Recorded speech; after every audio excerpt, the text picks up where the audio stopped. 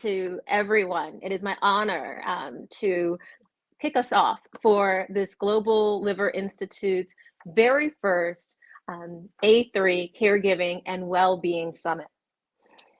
Ever since I had this idea and worked with the team to create the Global Liver Institute and the Advanced Advocacy Academy, patients have been at its core, defining what it means to be patient-centered, defining what a patient advocacy organization should value, should do, and the impact that we should have in the world. When we created the Advanced Advocacy Academy 3 years into our own history as an organization, with the idea that we could equip and empower patients and caregivers with the tools to effectively advocate, first of all, for themselves, of course, but for other liver patients, and really be transformative throughout not only the field of liver health, but throughout healthcare itself. And so I'm so excited to see how far we've come today. As a rare liver disease patient and liver transplant recipient myself, I have a deep appreciation for caregivers, and I certainly want to take a moment to recognize my parents, my younger brother, my husband, my friends who sat at my bedside and did so much more to allow me to be here with you today. So thank you for allowing me that moment. Unfortunately, caregivers are too often overlooked at every juncture. Caregivers play such a pivotal role in not only the patient's life, because it's not just a patient who has a disease or a serious illness, but the entire family. But they play a pivotal role in the potential health outcome that often the system doesn't recognize. We are absolutely delighted to shed a light on caregivers today and to provide the deserved focus. With that, we welcome you to enjoy all that we have in store for you today, but we also invite you to look forward to and look into several upcoming events where patient and caregiver voices will be front and center. And those include our International NASH Day on June 9th, our A3 Payer Summit on July 22nd, and our A3 Symposium, which will be a hybrid event this year. So I'm so looking forward to see patients and caregivers again in person from September 17th through the 19th. Today's A3 Caregiving and Wellbeing Summit will consist of 3 segments: a panel discussion, a presentation on mindfulness. I know at this point in the pandemic, we all need that, and a presentation on caregiver actions with breaks in between each segment. Enjoy the day, and I now hand it over to GLI's own Robert Mitchell-Thane to lead the panel discussion. Thank you to everyone for being here today. Donna, thank you very much for the kind introduction and the wonderful words to open up our first ever Caregiver Summit. So we'll welcome our panel in through the window. My name is Robert Mitchell-Thane. I am the Director of Pediatric and Rare Liver Diseases here at GLI. We're going to use GLI for short. And it's an absolute pleasure and honor to be here. As well as my full-time job, I do have a history in caregiving. We call it caring. So it would be a carer in the UK, but caregiving in the US. And it's a pleasure to be here. It all starts with the patient, but with patients, we need people around us. We need family, we need love, we need support. And sometimes we just need plain old understanding. So we're going to explore all those elements today, and I very much look forward to welcoming our incredible panel. So first off, I'm going to start with Jelly Baumblett. She's a family caregiver, a patient advocate, a caregiver advocate, and co-founder of both the Difference Collaborative and the Difference Collaborative Alliance. I say she, I'm talking as if you're not here, Geraldine, so apologies for that, but she works to improve the lives of patients and caregivers through looking at how to enhance the experience of patients through things such as health literacy and patient engagement. So Geraldine, welcome. Thank you. We also have Samantha Mullaney with us, and she is a best-selling author, wife, mother, and organ donation advocate. Her book, Live Real Faith, Miracles, and Lessons Learned Through a Pediatric Liver Transplant, recounts her family's journey through the process of one of her daughters receiving a life-saving liver transplant. So, Samantha, welcome to you also. Thank you. And we have Michael Pritchett. Now, Michael lives in Kentucky, USA, with his wife and 4 cats. Did I get that in the right order? Mm-hmm. Okay, splendid. Okay, he received a Bachelor of Arts Yeah. degree in Communication Studies from Eastern Kentucky University. His interests include creating digital media, advocating for organ donation, reading horror novels. He became a caregiver in 2017 after his partner further declined in liver failure and received a liver transplant. So, all of you on the panel today, thank you so much for joining us. And those of you that are watching from near or from afar, please be part of today's proceedings. If you have any questions, you could not have 3 better people to address those questions. So please do bring your questions in. We'd be absolutely delighted to put them to our panel, and we would welcome any questions or comments that you have.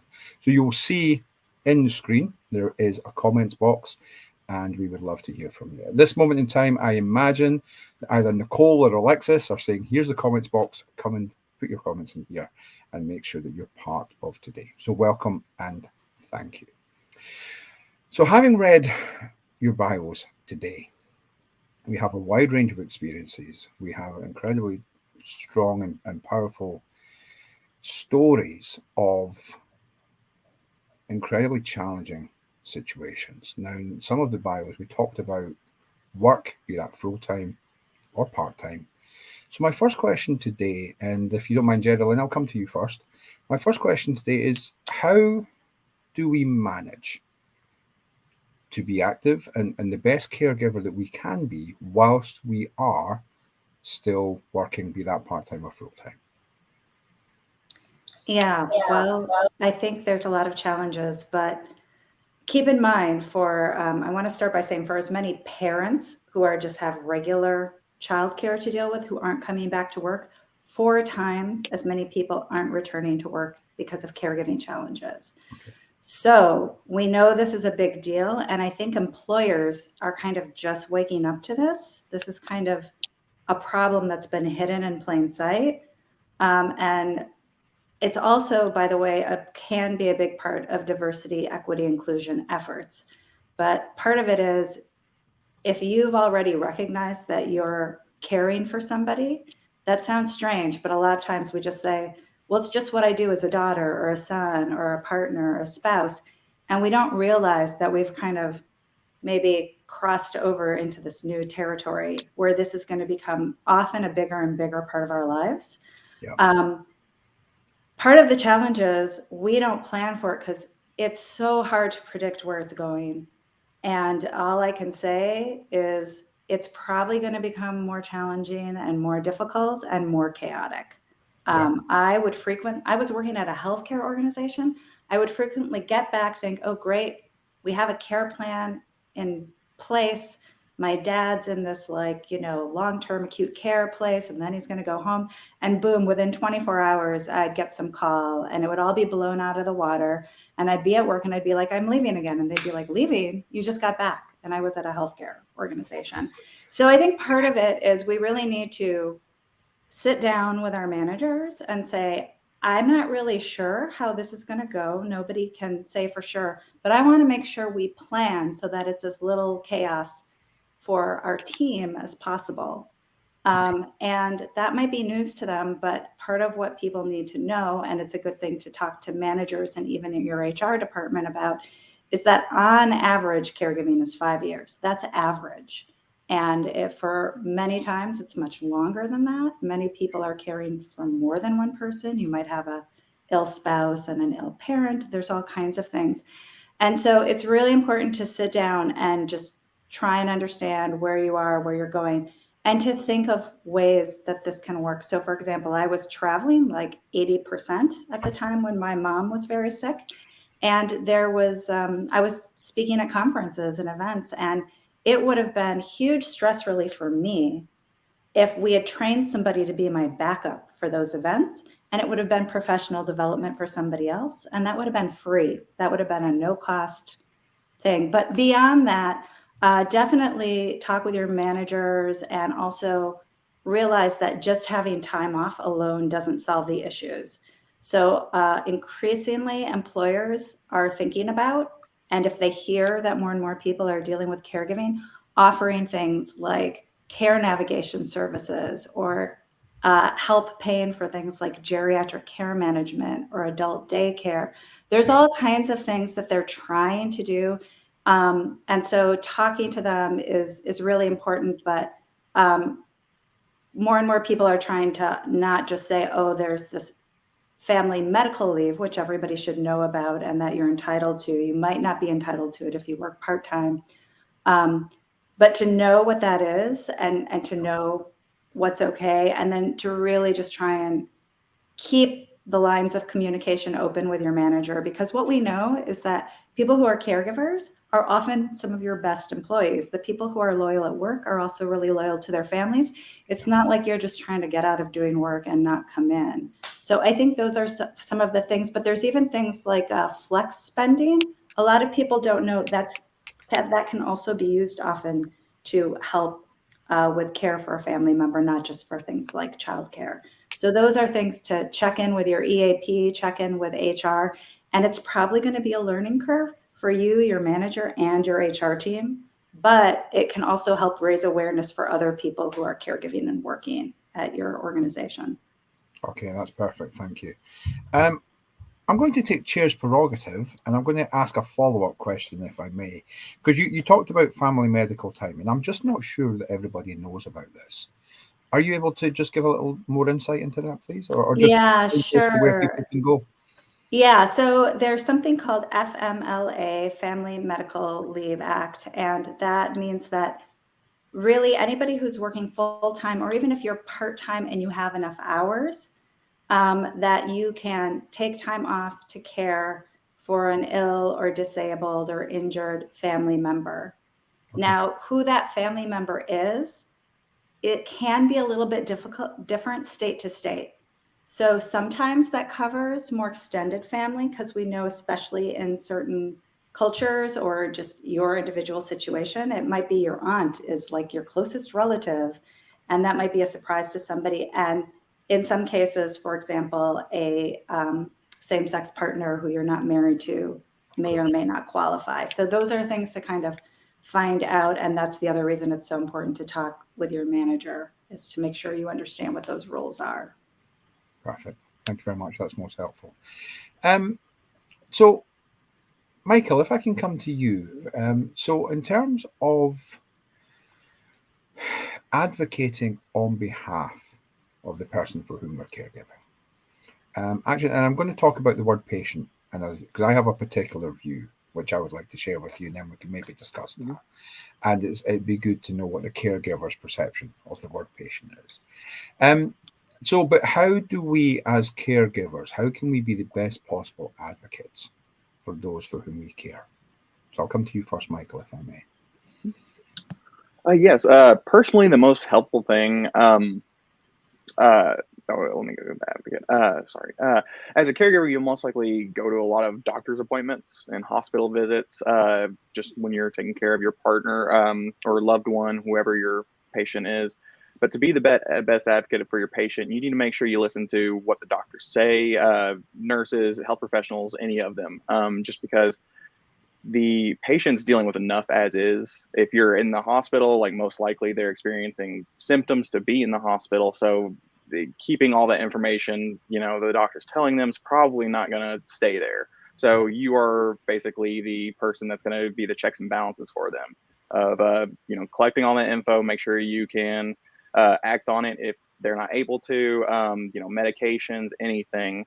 And also what's very important too, when it comes to this, is particularly in like hospital stays, is just keeping track of your patient's symptoms. If they start to get worse and you can't find a nurse anywhere, it's your responsibility to find that nurse, and to advocate whatever the patient needs. Because doctors have a lot of patients. They have a lot of things to do, that you have to be the advocate to help your patient get exactly what they need if it's not being met. I love that phrase. What does it mean to be a patient advocate? It's about being the checks and balances. And I think that's one takeaway from me today. So thank you for that answer. Samantha, do you mind if I come to you and ask you for your thoughts on this, please? Yeah, of course. I feel very strongly about this because it was my daughter that I was taking care of, and she was a baby. So already as a parent, you already, have that responsibility to take care of that baby. But I really, really had to advocate for her. And I absolutely loved my daughter's team, and they were amazing, and they have the education and the knowledge and all of that. But also, I'm her mom.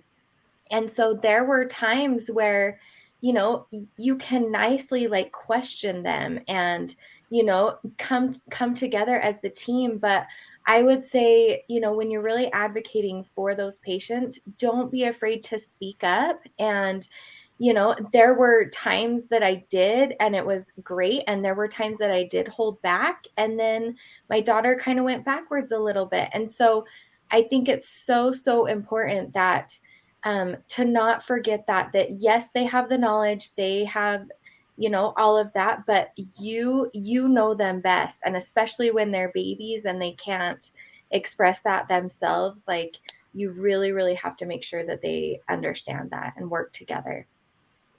Absolutely. And Perfect. Thank you. I Please. would just add that there's kind of some legal and documentation pieces to that too. So like when my husband, before we were married, he became ill, and I wasn't allowed back in the emergency room with him.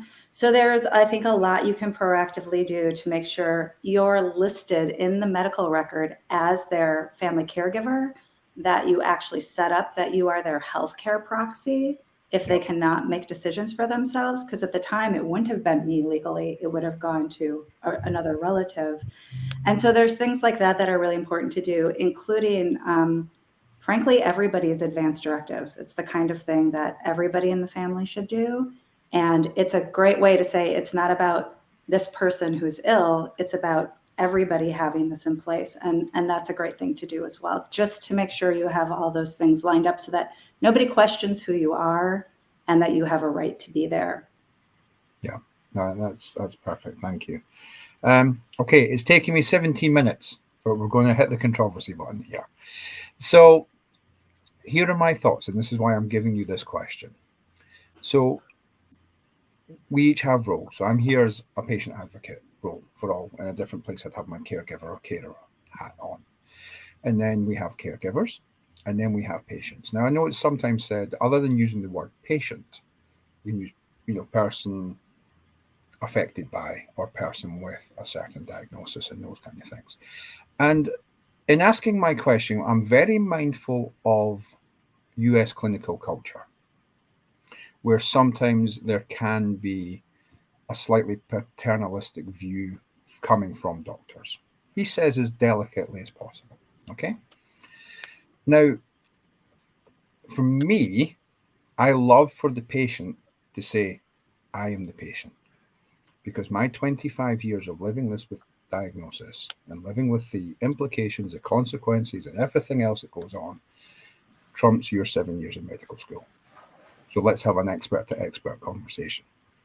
And I think that that's a really important takeaway from it. But I know that, the word patient itself can be problematic. So I just wanted to ask you about your role as a caregiver, who you see as trying to be as helpful as possible. Where can the patient be helpful to you as a caregiver? Where do you look to the person for whom you're providing care and love and support? How can they help you in your role? So how would I'll come to you first, Geraldine, if I may. And Sure. Yeah. Well, for me, it's always open lines of communication. Like I need them to be honest with me about what they want, about what they're feeling. Had situations where I even tried to bring in a paid caregiver for my dad, and my mom was not comfortable with it, but she didn't speak up till after we hired the person, and then she fired him on the spot. Okay. So I feel like, you know, we're all trying to figure this out together. Just be honest and as open as you can, and just talk to me. Like, I'm, you know, here to try and help. And it's hard because there's a lot of emotions and family dynamics.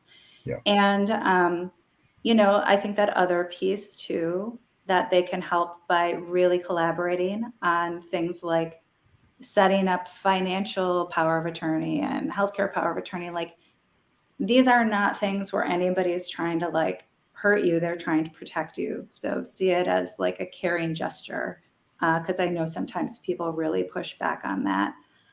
Definitely be kind to the people caring for you. I will just say that that makes all the difference in terms of them then having a good relationship with me and not feeling, you know, and then saying like, okay, what do you want me to ask for you? Like, what are you not comfortable saying? And sometimes it's surprising things, but if you tee me up for it, I can prepare myself and I can say those things. And then really the other thing is advocate for me to say, well, she's here now while I'm in the hospital, but she doesn't live with me. Like, you need to understand who this person is as my caregiver. Does she live with me? Is she my partner? Does she work? Does she need some hands-on training to feel comfortable doing these things? Like, kind of just say, hey, you're asking this person to do a lot here, and I need to make sure you're supporting them. Okay, brilliant. Thank you, Jerry Lynn. Michael, can I ask you your thoughts, please? Yeah. Personally, I can speak to Jerry Lynn's communication is the most important thing. With my case, I was with my partner about a year before her transplant. So I saw her at her worst and I saw her just improve, you know, the year after. But I mean, that improvement starts off at 0. So she had basically learned how to walk post-surgery. And it was very important for us to just keep open lines of communication of what I would personally need as like time went on from her to help out and what she would need from me. So the most helpful thing she did for me was to take control of her medication morning and nightly. Post transplant, they put you on so many medications. It seems like hundreds she has to take every morning still at this point. Yeah. It's just it's a lot. So as soon as the transplant happened, I was just terrified of rejection almost constantly. You know, the weeks after, I was just worried that, you know, something could happen. So I took her medicine very seriously. I always made sure she took it at the right time. But there's times where, you know, I oversleep and I wake up and it's, you know, an hour past. And I'm like, oh no. And then that caused an incredible amount of stress. But she saw that and she worked hard on actually taking control of her medication. She would, you know, there's multiple routes you could do. You can, you know, buy those like, you know, pill racks kind of where, you know, you make sure, you know, Monday, Tuesday, Wednesday, those type of things. She took that on herself and it just took a giant load off my back personally. So yeah, I agree with Jerry Lynn of just communication so important just for both sides. Okay, wonderful. Thank you both. So on the subject of communication, our relationship with, you know, our loved one, the person for whom we're giving care, how do we balance our role? Jerry Lynn's got a smile already. She knows what's coming. So how do we balance our role as a loved one, as a partner, as a friend, as a whatever we are? How do we balance that role with the role of being a caregiver? So even internally within ourselves, how do we do that? Any thoughts around the room? I would say, in simplest terms I can put for any, you know, current caregivers or future caregivers, I would say the most important thing is to know that you can't have the whole world on your back. You can't do everything. You can't take away all of your patient's symptoms. You can't. So there's going to be times where they're experiencing something and there's just literally nothing you can do about it. And you have to just be like, I'm sorry you're feeling this way. If there's anything I can do, you know, please let me know. That's definitely like what I would recommend. Just know that it's, you know, no matter how much it all seems like it's on you, it's not. I would look towards other routes of, you know, other support systems to help out because If you put all of it on you, then it's just going to make you more stressed out, and that's going to make you less of an effective caregiver. Okay, no, perfect, Michael. That's helpful. I'm going to look around the room just to see if there are any other more thoughts on. Yeah, okay, Jerry. Yeah. All Go right. ahead, I'll go. Samantha. Well, I was just going to mention two things. One of them would be like, don't lose yourself. And one thing I really had to learn is accept help. Accept help. If people want to help you, before my daughter's diagnosis, I was not someone that would ask for help or anything like that. But I had to learn, accept the help because it was a lot. And I think too, this is something that can easily be overlooked. But for me, something that really, really helped me is have something to look forward to. If it's in a couple months or something, and it doesn't have to be a big, Disneyland, whatever, but just something that you are looking forward to, because there are a lot of hard days. And on those hard days, if you can just, look forward to something, it helps so much. So I would say those two things really make a big difference. Okay, Yeah, perfect. and I would add, you had said earlier, Robert, when we were talking, put your own mask on before you put the one on the person next to you on the plane. You're no good to anybody if you yourself aren't okay. And what we know is that caregivers neglect their own health. We don't go to our doctor's appointments. We're putting the other people first. The problem is people can become second order patients.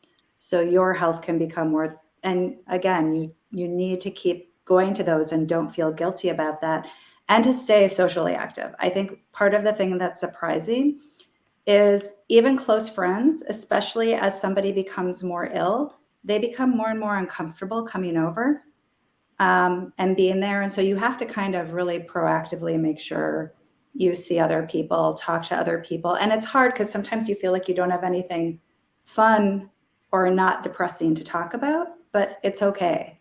Like if they're your friends, they want to hear it, and you kind of sometimes have to tell them how they can help. And sometimes that's just, can they just stay in and have dinner with that person while you go out and go to a doctor's appointment or take a break or whatever it is. And another thing I would say is both for the patient and the caregivers, we talked about support systems, Michael mentioned, but peer mentors are great. And there's more and more peer mentor programs. And I'm not a person who would go out and join a support group. And I know everybody's averse to them, but usually when they get into them or they get a peer mentor, they love it. And both patients and caregivers can have peer mentors. And it can really just help you feel like, oh, this is somebody who gets what I'm going through, you know? Yeah. So, okay, thank you. So I'm going to go dig a little deeper, because there are a couple of aspects to this. There's the physical, there's the practical, but then, and we spoke about this in preparation for today, and I used the term guilt-free, and we all had a chuckle to ourselves because we know that that is the nigh impossible goal. But it's really important for us to take ourselves into account, because the phrase, the cliche, the truism, who cares for the carer, or who cares for the caregiver, is absolutely true, and it comes from so many caregivers given too much. So I think it's important, and I love the way you've highlighted how important it is to look after yourself. How do we do that in a way that is guilt-free, in the way that we can actually switch off and not still be with the one for whom we care while we're bowling or watching sport or whatever it is that we're doing? How do we switch off? How do we do that in a guilt-free manner? And how do we give ourselves the freedom to also look after ourselves? So those are a big set of enormous questions. Anybody want to take a swing? I will. I love this question.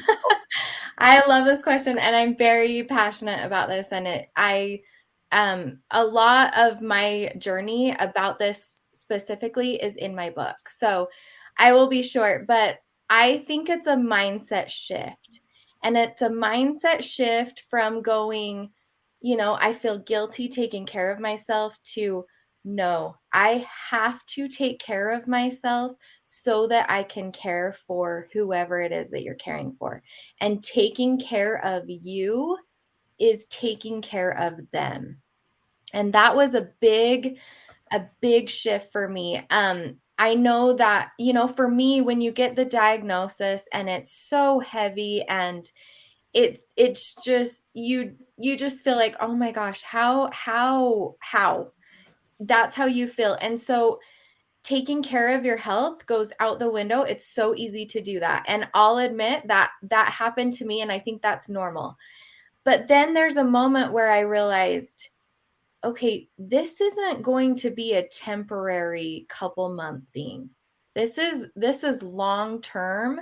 Yeah. And to have the energy to do all the medications and the doctor's appointments and the this and that and the chasing my daughter on her feeding tube everywhere, like all these things, you have to have the stamina to be able to do that. Yeah. And so that was one thing that I quickly had to realize, that I had to go from this life is hard and so I'm just going to eat ice cream to I have to take care of myself, and I am going to exercise every day, and I am not going to feel guilty about it. And it did take a little bit of time, but I did get there, and it has made such a huge difference in taking care of my daughter. And I cannot preach this enough. So please don't forget about yourselves, and to take care of the people you love. Please take care of you. And that's how you take care of them, is caring for you. And that's physically, mentally, emotionally, spiritually, like in every aspect. Perfect. Thank you.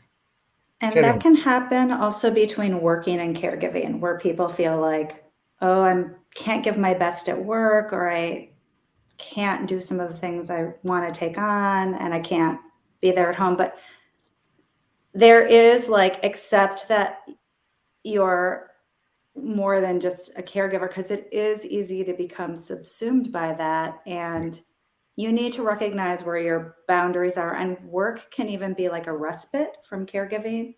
It's a break to focus on something else and to feel productive and in the world and connect with colleagues. Yeah. And so I think those types of things are really important, to realize that, you need to keep your whole life going. One of the things that can happen, especially like I've been caring for aging parents, when they pass away, people are often quit because that just became their whole existence. And then when that person passes away, they just kind of, I'm like, why even show up for work? Why do any of this anymore? And so it is important to kind of keep all those parts of your life going for you just to be you. No, absolutely. Perfect. Thank you. Michael, have you got any thoughts, please? I mean, I think Samantha and Jerry Lynn covered this, incredibly well. I'm with Samantha that it's very hard to focus on yourself along with caring at the same time. It's something I've been very bad about, and it's something that, in all honesty, post, caregiving, it's still in your mind. It kind of sticks in there, and it's something that you do have to overcome. But Samantha said it great. You have to work through that, and then work. What Jerry Lynn's saying is it being a respite is definitely true. To where, definitely when I was working full time, whenever my partner was during transplant, pre and post, and at the start of the pandemic, it changed things. It changed everything because she was improving, she was doing way better. I wasn't much of a caregiver, but whenever the pandemic started, if she caught the virus, she was incredibly at risk. So I was working with the public at the time. So work became not a respite anymore. It just increased my stress. Even though I wasn't caregiving for her as much, I felt like I was back in that mindset. And whenever I was at work, I felt like I was putting her at risk considerably. To where, I mean, Samantha and Jerry Lynn said it great, and just really just know that you have to be in the best space to caregive effectively. Yeah, you truly do. You have to take care of yourself at a certain point. It's so easy whenever your patient's in, bad shape, like your brain just is like, okay, I'm going to take care of this. But, when they're not in bad shape, it's so easy to just still put your needs on the wayside, just because you're still in that mindset, whether it's in the back of your head or not. But it's just very important to know that it's not all on you, that, you know, people make mistakes, things get stressful. It's okay. We're all working. It's just try your best, basically. Perfect. Thank you. No, that's helpful. And I love the idea of this mindset shift, of this realization that even as caregivers, it's almost like the L'Oreal moment, where it's, yes, you're worth it. And just, you know, looking after you. So I think that's a great set of answers. So thank you so much. So we had a comment. So I'm going to go here. We're going to go from the sublime to ridiculous, and I'll give you two reasons. So Benjamin shares with us that wait a minute, I'll check that I'm reading the right thing. No, it wasn't. It was Rita. Forgive me, Benjamin. I'm not. This wasn't you. This was Rita. So Rita said that a great stress reliever for her was going into the garage, getting into the car, and yelling like crazy, just to get the frustrations out in complete privacy. And so what I want to do, and I'll share a story of my own, just from when I was a volunteer caregiver at the age of 17. Not a clue about life at all. So having only met this person 2 days before, so I was living in with a quadriplegic, and so I was asked to bathe him, which at 17 was quite an intimidating experience. And he said, right, I need you to do my bum now. I was like, okay. So I grabbed the scrubbing brush, just to use humor as a kind of, he's like, no, that's not the way we do this here. So again, I just, you know, using the kind of the ridiculous bits, the humor, but just highlighting some of the bits that we wouldn't share in public. I know this is a webinar going out all around the world, but the bits we wouldn't share in public, because I'm asking you now, if you would, to show everyone else on here that those moments of having to go and sit in the car and cry their heart out or scream their heart out, or those moments where you're completely inappropriately trying to be funny to break the moment, that actually many of us have been there. It's a shared experience. So is there anything that you would share in public that you wouldn't share in public? He says.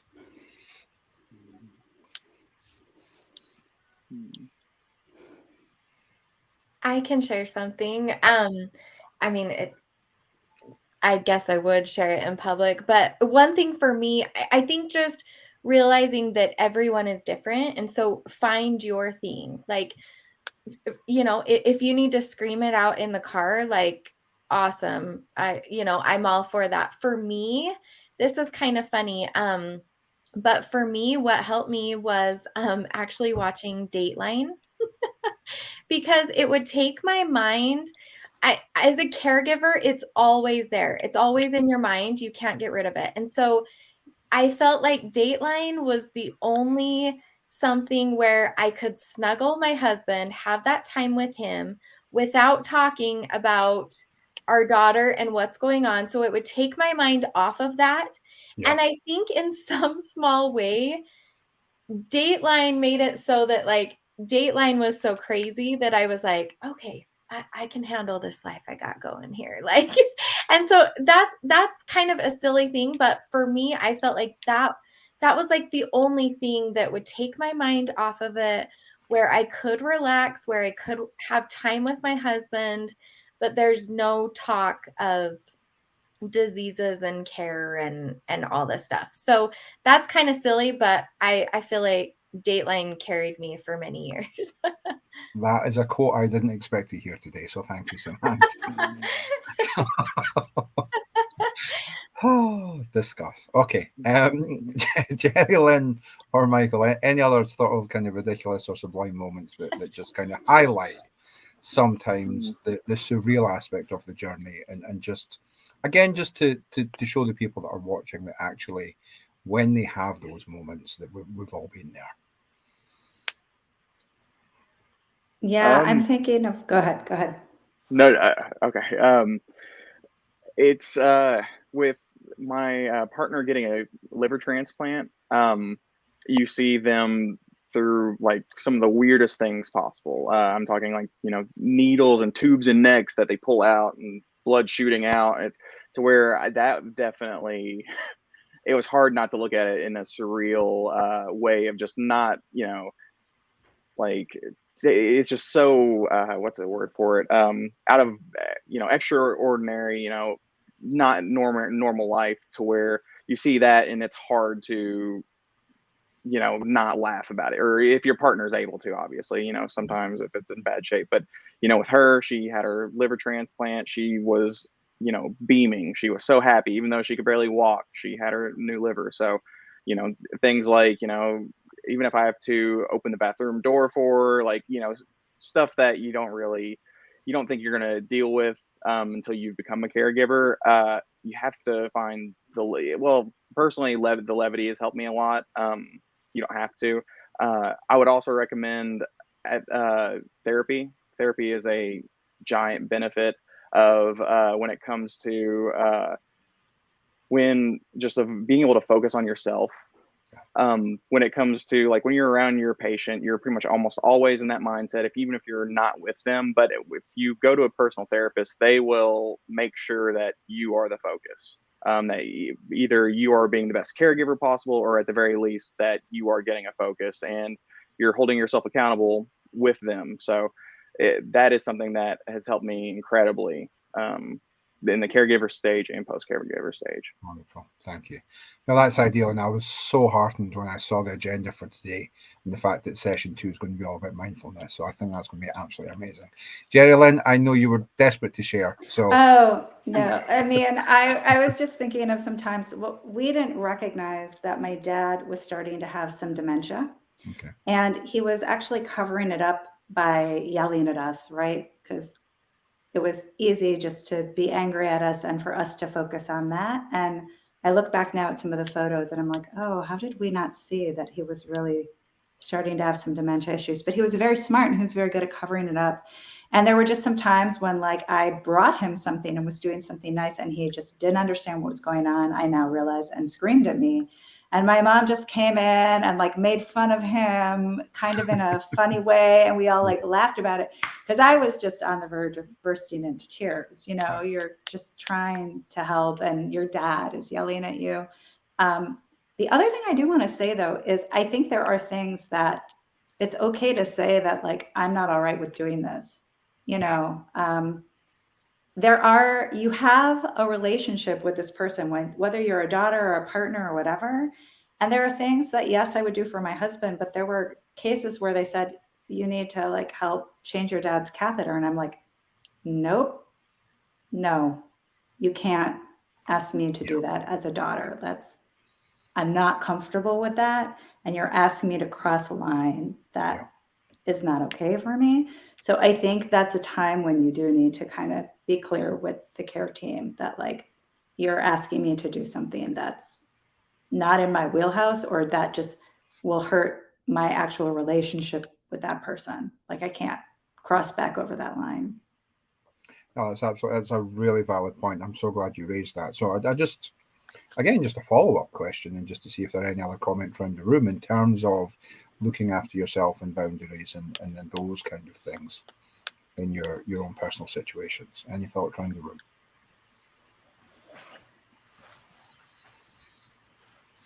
No, I think Jerry Lynn covered it. And just the fact that, it's really important to recognize that, hopefully before you cross over, but and being honest, and as you say earlier with the communication, and being honest and saying, actually, you know what, I can't.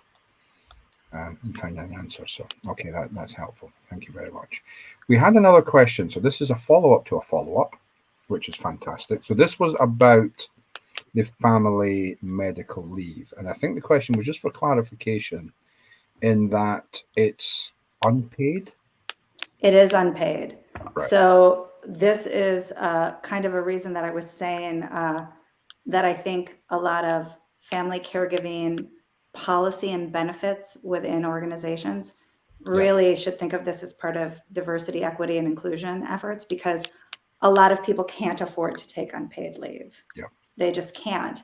And so increasingly people are looking more at, like, how can we expand leave policies to cover this better? And also, how can we expand FMLA itself to better cover people who can't afford to take it? Because I've heard things about people donating vacation days. But if you think about that we're already up to like 20% of people caregiving, and it's probably higher than that, that's not going to be a sustainable system that we all keep donating our own PTO. No. Plus, you need your PTO. Of course. Absolutely. Absolutely. Okay. And so just to let you know, there are some great comments coming in from our audience who are saying that, thank you for sharing these stories. And it's so difficult, and it can be an unspoken topic. And so I just want to recognize and thank you for your honesty and your bravery for going around the corner when we got there. To be a little more vulnerable and to actually share a more personal side of this. And again, I think that's really important. That's coming over in the comments. So thank you all for doing that. Coming back to a more sensible part now, and Jerry, I'm coming to you now. In terms of, maybe those that can't afford a caregiver or those that are not able to, how can a patient find a caregiver to help, or if they don't have family or friends, what's the way forward? Well, I think it's really important that that the care team be made aware of it. So if you just don't have anybody who lives near you or can help you, they need to understand what that situation is. They can bring in social workers to assess the situation. And this is where it gets kind of tricky because different states have different resources. And then it also depends on things like the age of the person you're caring for. So if you're caring for somebody over 65, you can talk to your area agency on aging. Or if you're over 65, you can talk to your area agency on aging, and they might have resources. And then there's organizations, also like Greater National Advocates, where there's a lot of advocates who work on like a sliding scale where they do charge, but they charge less to people who can pay less sometimes and more to people who can pay more to help subsidize that. There's organizations like the Care Partner Project, the Caregiver Action Network, and I think those are all important to connect with. But I think still the most important thing is that your care team knows, like, they'll make different plans for you for your care transitions and for everything if they know, oh, you're going home alone and there's nobody there to help you. Okay, perfect. Thank you. That's helpful. Right, Jerry, Lynn, what have you started? FMLA is a hot topic. So the question now is specifically to Michael, because you weren't married at the time, where did you have access to FMLA? And only if you're happy to answer that question. Oh no, I'm comfortable. I did not. So I actually had to, there was a lot of days where if I had to think, okay, am I sick enough to where I can potentially, am I contagious, or is it just like, something going on internally? If I need to go into work to save days, because I actually had to save all of my vacation days for her actual transplant.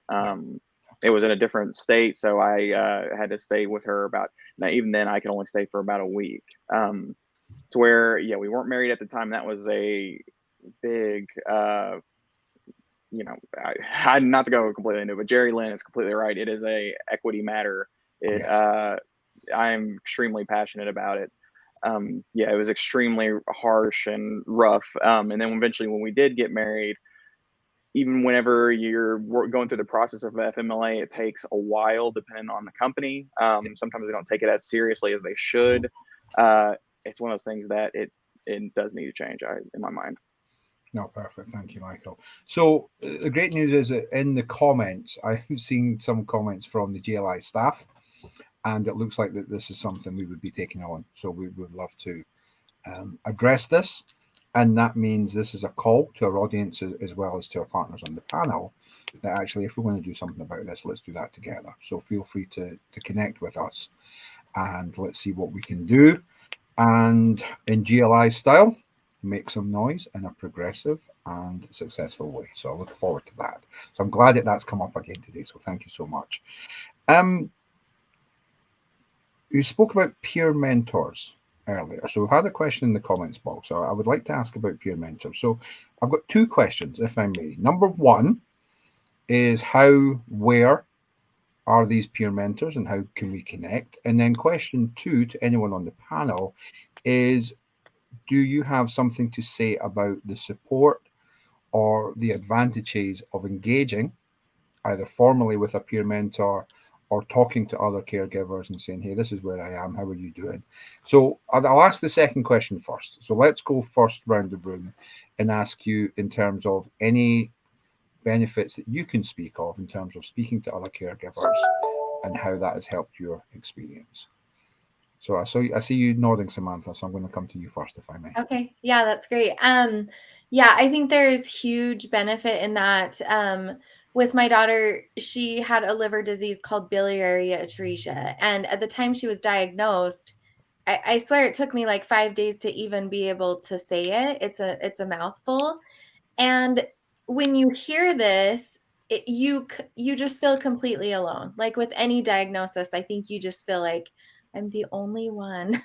And then you realize, oh wow, there are people around there. And there were so many people that had kind of been on the other side of transplant, and they were so helpful to me to be able to hear their story and watch where they are and see their kids thriving in it. It just gave me so much hope for my daughter. And especially because every story is different, everyone's journey is different. And now I have the privilege, hopefully, of being able to be that person to other moms and families and being able to give them the hope. So I think there is huge value in that. And I was so grateful for all the support that we had from family and all that.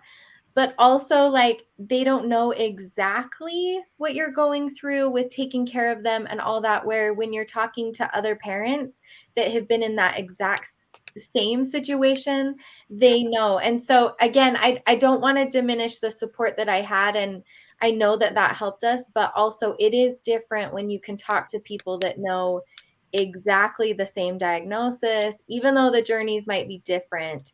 There's it's so helpful to know, and even just to, it makes you feel like you're not alone, and that's huge just by itself right there. No, perfect. Thank you. Okay. Jerry Lynn, if I may ask for your personal experience first. Yeah, no, I think that you really feel like you need to be able to vent to somebody, but also you just don't know what you don't know. Yeah. So in terms of thinking ahead, planning ahead, it's impossible sometimes to get your head around it, and they can really have good advice. I mean, if they're local, they might even be able to tell you like what clinicians to see, what clinicians to avoid, things that can really make all the difference. Or sometimes when it's helpful to get a second opinion. And I think what's interesting about peer mentors, because I think anybody who's been through it can usually be helpful, but sometimes especially on online groups, it can be a lot of people who had these really great experiences or really horrible experiences, and they either want to evangelize or they want to warn everybody about something. And it's hard to find with peer supporters. They're usually somebody who's been trained to do this kind of work. Yeah. And so those programs, I think, are even more valuable because they'll try and match you based on age and condition and things like that. But they've also been trained in terms of how to help you think ahead or how to just deal with the emotional ups and downs of things. So yeah, I think it can be incredibly helpful. Perfect. That's helpful. Thank you. Michael, do you have any thoughts on this as well in terms of your experience? Oh, yes. I didn't experience any, other caregivers. I didn't run into any of them until my wife's actual transplant. Okay. It was basically, I was the main caregiver. Her family would help out if I needed it. But with it only being about a year pre-transplant, it wasn't a very long-term thing. Post-transplant, it was long-term, but pre-transplant, it wasn't. But I do remember a distinct memory of when after my partner got her transplant, and they put them on enough steroids that seems like to kill a horse basically, Yeah. and obviously that's going to make them temperamental. And I remember being a caregiver in the hospital, even of trying to help out as much as I could, and sometimes it was never enough. And it really hurt at the time, and sometimes like I would have to even just take a break, walk away, and I would have to switch out with someone. And I remember a family member of my partner's took care of her for a little bit, And we talked about it afterwards, and she was telling me like, oh yeah, no, this is how she is right now, and it just kind of like further confirmed the fact that it's not like, oh, I'm not being a bad caregiver. It's they deal with a lot of things at the end of the day, and that's especially important. I've been reaching out to more of those resources since after that specific moment, because I did mention therapy earlier, but a lot of therapists aren't going to understand where you're coming from. And when it comes to being a caregiver, especially post, there's so much, so much going on in your head. You're still in that caregiver mindset. You still see them as a patient sometimes. Sometimes they still see themselves as a patient. It's all jumbled up, basically, no matter, what day it is. And it's very important to talk to other caregivers at that point, just to understand, like, hey, you're trying your best. Things are this way sometimes. It'll be okay. Just someone else who's been through that is very helpful. No, that's fantastic. Thank you. And in terms of who, where, and how to find a peer mentor, anybody? Well, some hospitals have programs for this. Okay. It varies. I mean, they're ramping up in different places. I know there's like an organization that's actually working to help hospitals create peer mentor programs and match people, because that can be kind of an onerous process, and also train them. And then there's groups. Actually, it's a question maybe for you guys. I don't know if GLI or any liver specific organizations have this, but like the Crohn's and Colitis Foundation, for example, they actually have a peer mentor program, and you just call them and they'll either train you to be a peer mentor or they'll sign you up to get with a peer mentor. And then there are some apps that are doing this. Like there's an app called Wisdo where you can get some peer mentoring. And so it's a bit of a, depends where you are, what hospital you're at, but I just ask around. I'd ask your doctor. Yeah. I'd ask at the hospital. I'd ask organizations that support the type of condition that you're dealing with. Okay. I would say too, it's always good to reach out to the social workers. We had a neat experience because with my daughter's care, we were in 2 separate states. We actually moved to get the care that she needed for the transplant. And so I saw what social workers can do in 2 different states, 2 different hospitals. So I think that's a great place to start. And to be honest, I had no idea what social workers did before I was kind of into this world. And they really do a lot. And there's a lot of things that you don't know about. So I would say start there, and that's a great resource. And they will know what each hospital will have too. Okay, perfect. That's helpful. Thank you. So coming from what Michael said earlier, we've had another really insightful question. I'm actually quite touched reading this question to you, but so again, I'll put it around the room and see who wants to take this. So the question is, what can other family members and friends do to offer the primary caregivers the care that they need or deserve? And I think, so first off, I think it's amazing to be seen and to be recognized, not only in terms of what you need, but also what you deserve in terms of that support and help as a primary caregiver. So thank you very much for that question. And I'll put it around the room now in terms of what can other family members or friends do to offer that care to the caregiver. It's a great question. So I think it's a very individual, but who'd like to take it? I think what you're saying, Robert, of being seen, that's such a great way of putting it, of just keeping that in mind that they are a caregiver. I know personally, I don't think I showed that, like I had a lot of, stress on myself from being a caregiver. Whenever I would spend time around friends and family that wasn't in a scenario like that, I would try to get the most out of it as possible as an extrovert. To where I probably didn't seem like I was stressed or anything, but if anyone was like, "Hey, how's Nicole doing? How's everything going? How are you doing?" That would make me feel like I'm important. That would make me feel like, "Hey, I matter too." And that is very important as a caregiver, because if you don't feel like your needs matter, as we've talked about, you're not going to take care of your own needs, which is going to make you worse of a caregiver.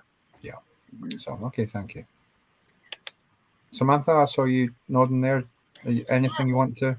Yeah, I love what Michael said. That's so good. I think there's so many things, but I think as a family, we dealt with this a lot with the pandemic, actually. And I think just, to the family that's kind of outside of it, just being respectful of what you feel comfortable doing, and just, to understand that they might not agree with what we're doing, and they don't understand the care, but just trying to be understanding, and because there's so much on your plate anyways, and so just get rid of the judgment and just, be understanding, and really just realize that you're not in their situation, and just be there for them, even if you don't necessarily agree with what they're doing, or you don't understand or whatever, but just realize that you don't really know all the things going on, and just loving them, with and knowing that they're doing their best. No, that's a fair point. Thank you. And I think people can realize that caregiving isn't just hands-on care. So maybe if you're good with finances, that's something you can help with. If you're good with, even just social support, like, oh, let me make sure that I call the patient or the caregiver once a week and just like distract them and do, have a fun conversation. Like it all matters, but I'd say ask too, because people sometimes have the best intentions of helping with something. People would bring by like cookies for my dad, and we're like, no, he can't see those. Like, food Yeah. is good, but not that food. So Yeah. I know people are just trying to be nice, but it does help if they ask, like, okay, if I make something, what should I make? No, perfect. Thank you. Okay, I'm sorry this session's coming to a close. 'Cause I could listen to the three of you all day. And again, there's lots and lots of comments coming out, which is fantastic. But I'm going to come to the absolute crux of everything you know now. So today, you're sat here, this many days old. What is the one tip, nugget of wisdom, the one thing that you would say to yourself on the day that you started your journey as a caregiver? No pressure. What do you think? What's the one thing that looking back on your journey and everything, what's the one tip that you would give yourself all those years ago? Geraldine. I would say I wish I would have spent more time just thinking about, I mean, we had a pretty good handle on the medical stuff, or as good as you can get at some point. Like at some point you just realize there's no good answers for certain things, is just to think about things that would bring my dad joy. Like now I wish I would have invited people over to like play music for him or things like that. Like he loved things like that. And once you have a hospital bed in your living room or something like that, it feels awkward, but I wish I would have thought of those types of things more, that were just like for fun and for enjoyment, versus like, what do we need to do next? Because you get so caught up in that. It's hard because you want to have those shared experiences still. Okay, thank you. That's an incredibly brave and honest answer. Thank you. Anyone else around the room? Any thoughts? What's the one tip you would give to yourself all those years ago?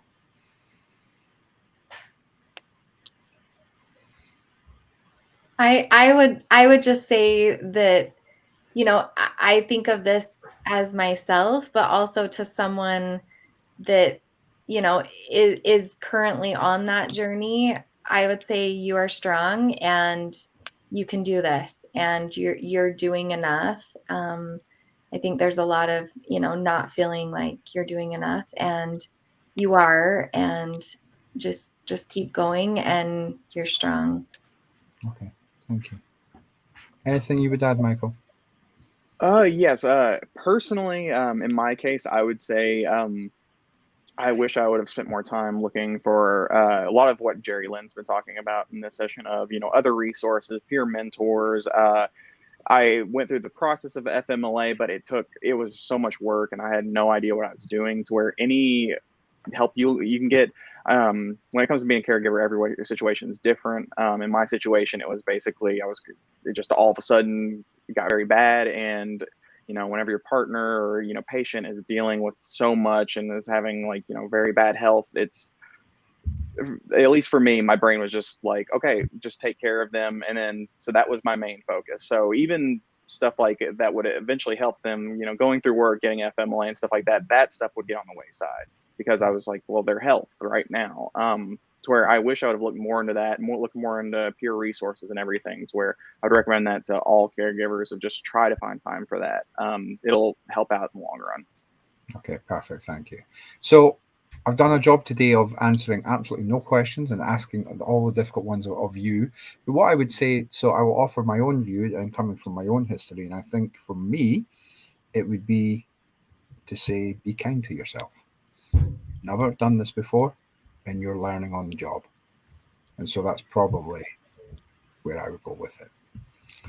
So, on that note, I want to say thank you very much to everyone who's joined us today. I'd like to say, and I have no words to measure the gratitude I have to have been with you today. So, Jerry Lynn, to Michael and Samantha, thank you so, so much for your insightful, honest, brave, and inspiring answers. It's been an absolute pleasure to be here with you today. And on that note, we will thank you and we will hand you over to the next session, which will be on mindfulness. So, thank you very much, all. Thank you. Oh, thank you.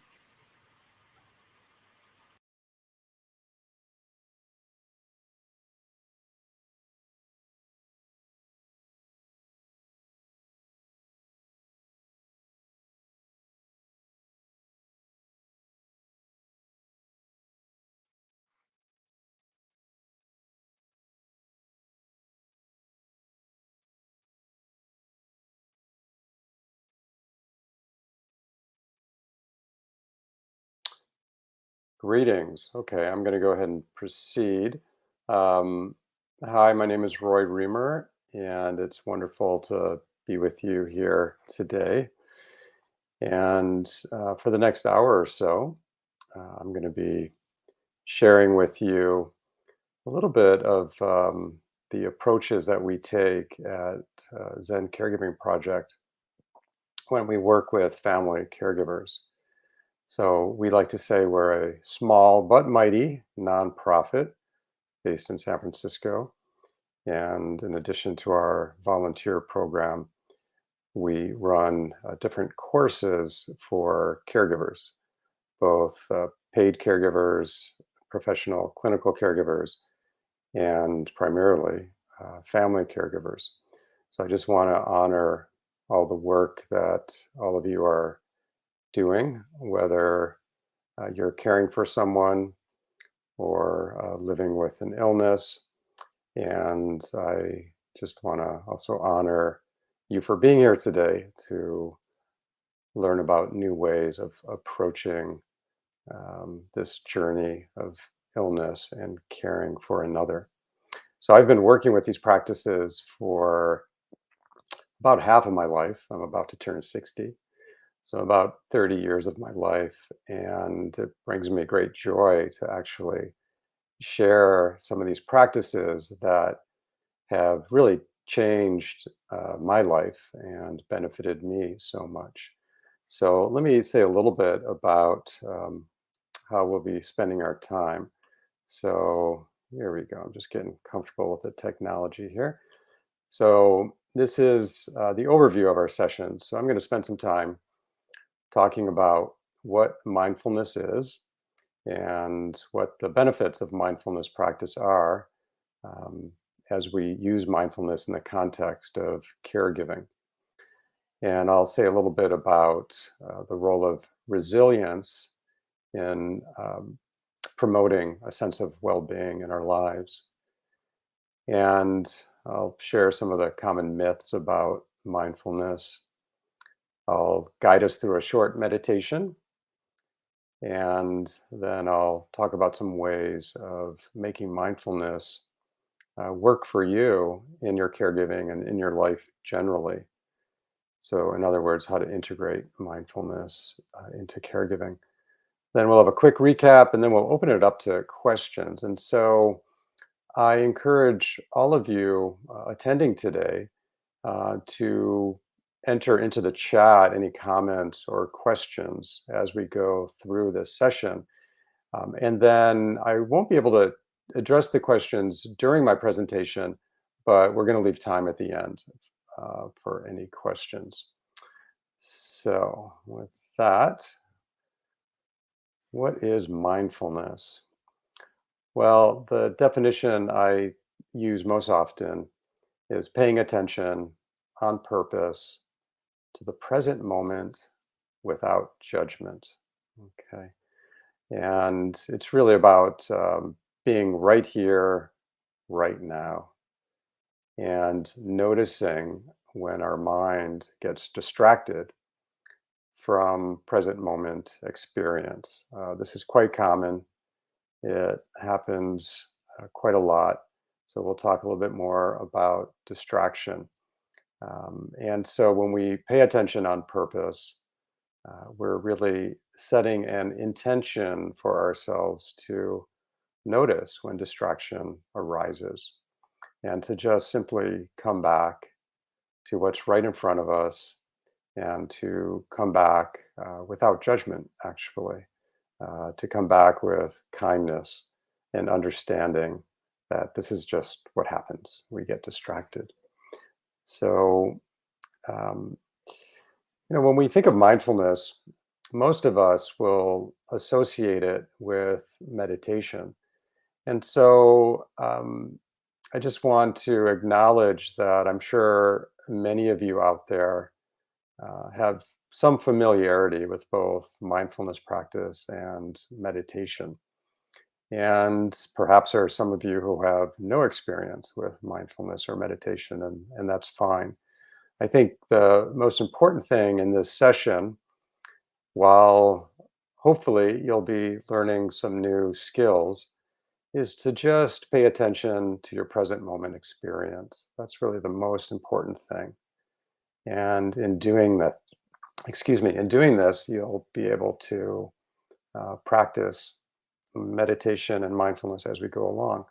So, meditation, as you can see here, a disciplined, reflective practice that calms the mind and increases our awareness. So, sometimes mindfulness and meditation can get confused, or we think that they're the same thing. And I don't really view them that way. So when I think of meditation, I think of an activity. And so each morning, I have a practice of sitting upon my cushion for about 30 minutes. And, I start off by ringing a meditation bell, and I just try to follow my breath or pay attention to physical sensations in the body, to notice when my mind gets distracted. So I'm engaging in an activity. And I think of mindfulness, on the other hand, as a state of mind or a state of being. So you could say that mindfulness is what we achieve when we engage in the activity of meditation.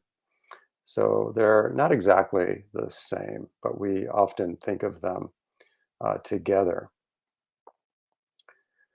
So I want to name some of the benefits that we derive from practicing mindfulness by spending time intentionally focusing on present moment experience. And with these benefits, I also want to say a little bit about how they're relevant to caregiving. So and there are many benefits. I'm going to name 4 of them. On this slide, I show 3. So first of all, a calm mind. So when we pay attention to the present moment, our mind really gets to rest. So we get to calm things down. Sometimes we say we can find a place of rest in the middle of things, in the middle of a lot of activity, a lot of chaos, which can characterize the caregiving experience.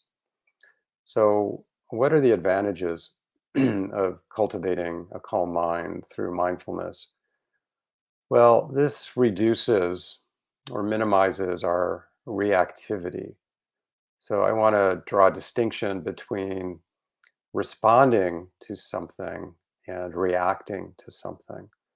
So when we are experiencing a calm mind, there's a little bit of a space that's created between some stimulus or behavior and the way we respond to that stimulus or to that behavior. Okay, so if we can create that space, then we can respond in a way to a situation that doesn't make the situation more challenging or worse. And a calm mind can actually not only be beneficial for us personally, but it can support calmness in the person that we're caring for or the person who we're with. So our brains, these amazing brains that we all have what are called mirror neurons. And so these mirror neurons are really quite remarkable. So when we engage in a particular activity, let's say like following our breath or just simply feeling our feet planted on the floor beneath us, certain cells in the brain are fired up and activated.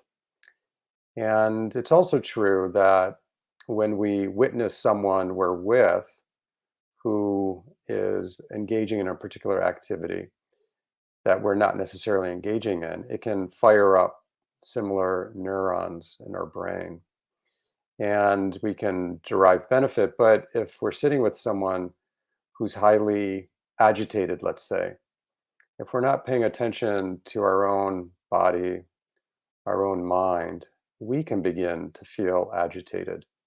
So if we're calm and grounded, we can support someone we're with to be calm and grounded as well. And maybe you've noticed this before.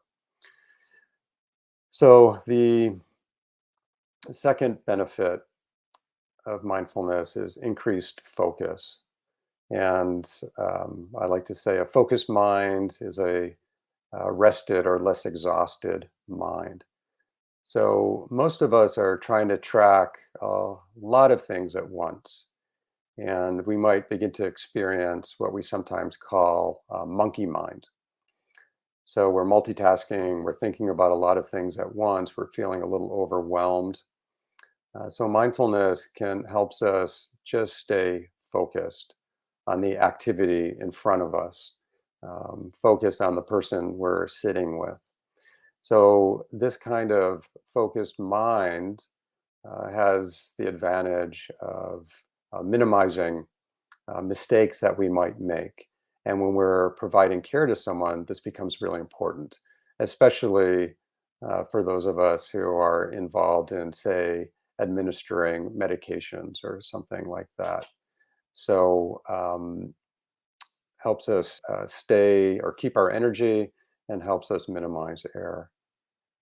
And then thirdly, mindfulness increases our sense of awareness, both awareness of the environment around us, but also self-awareness. So what's happening internally. So when we're more aware of what's happening right here, we can notice when the mind drifts off to rumination, say. So going over and over again, something that happened in the past. Or maybe our mind is focused on something that's coming down the road later in the future. And that might begin to cause us anxiety as we think about things in the future. So when we're self-aware through our mindfulness, we can disrupt those thoughts that aren't serving us, and we can come back more readily to the present moment. And also, a heightened sense of self-awareness, I believe, supports better self-care. So what I mean by this is, um, if our awareness supports us to spend less time in, say, a state of agitation or worry, then we tend to feel better physically, actually. Or, caregiving can be extremely rewarding and can bring us all kinds of meaning, but at times it can also be extremely burdensome and challenging. And so it may begin to take a toll on our physical well being. And when we have more self awareness, we begin to notice little physical challenges sooner. And so we can address them more readily so that they don't worsen. And so this is one of the advantages. So, another benefit of practicing mindfulness is to look at well being. So, there's a relationship between mindfulness, resilience, and well being. So, mindfulness um, contributes to more resilience in our life. And when we're more resilient, we just have a greater sense of well being. So there's a lot of talk about resilience these days in healthcare. So I just want to break this down a little bit and make sure that we're all talking about the same thing. Um, so this is, I think, a really good definition of resilience. This really talks about our ability to recover from challenges that we naturally experience in our life. And it really points to the vulnerability of being human and just how natural it is to face situations that are really difficult. So it's the ability to recover from the ups and downs and to just experience more positivity in our life. Another definition that I really like is simply the ability to bounce back from challenges. So, challenges can include just difficulty, vulnerability, loss, and grief.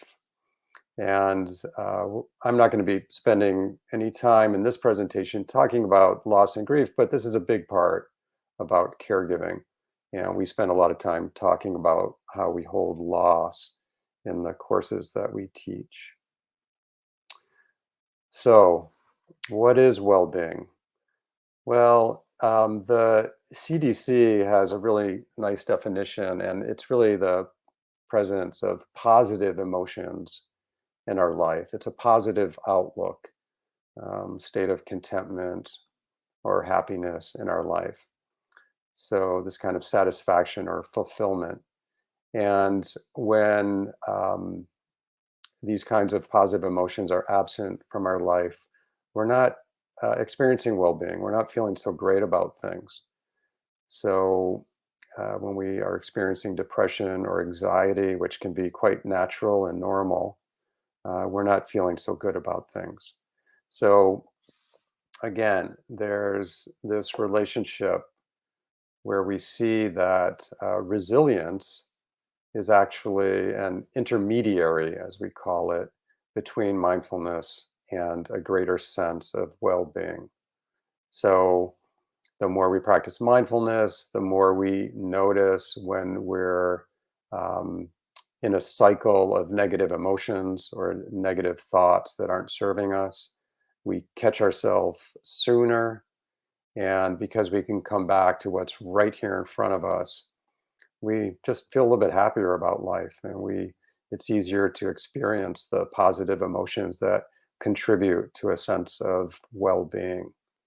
So this is a practice. I'll keep saying this. Mindfulness is a practice.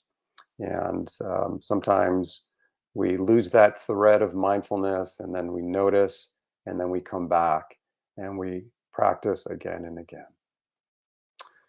So I like to remind people that mindfulness does not have to be complicated. You know, if you were to go out and buy a meditation cushion and a lovely meditation bowl, and set aside a particular spot in your home for meditation, that's all wonderful. You can do that and you'll reap the benefits of that. But to practice mindfulness, that's actually not necessary. We all engage in activities throughout our day that can be used to cultivate increased mindfulness in our life and to train our brains to keep coming back to this state of present moment awareness. So, while mindfulness may not be easy, it's actually quite a simple practice. And it's not easy because the mind just wants to focus on a lot of different things at once. So it really does require a retraining. And I'll talk about that a little bit more in a moment. Yes, so again, short, simple, mindful or meditative activities throughout one's day can build mindfulness. For instance, um, you know, maybe you spend time washing the dishes after a meal.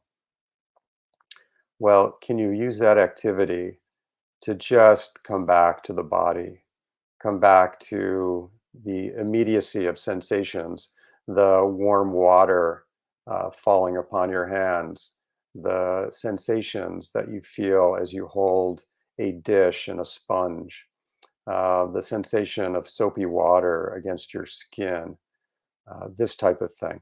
Just giving your full attention to this kind of simple activity actually does strengthen your mindfulness and allows you to reap the benefits of present moment awareness.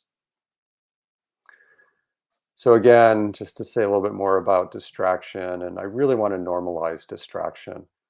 Um, so, this is the cycle that we go through when we're meditating or when we're folding laundry and trying to make that the focus of our attention, or when we're in conversation with the person we're caring for and we're trying to make them the focus of our attention. And we're trying to be fully present and mindful for them. So we are in a state of focused attention, the box there on the left, my left, anyways.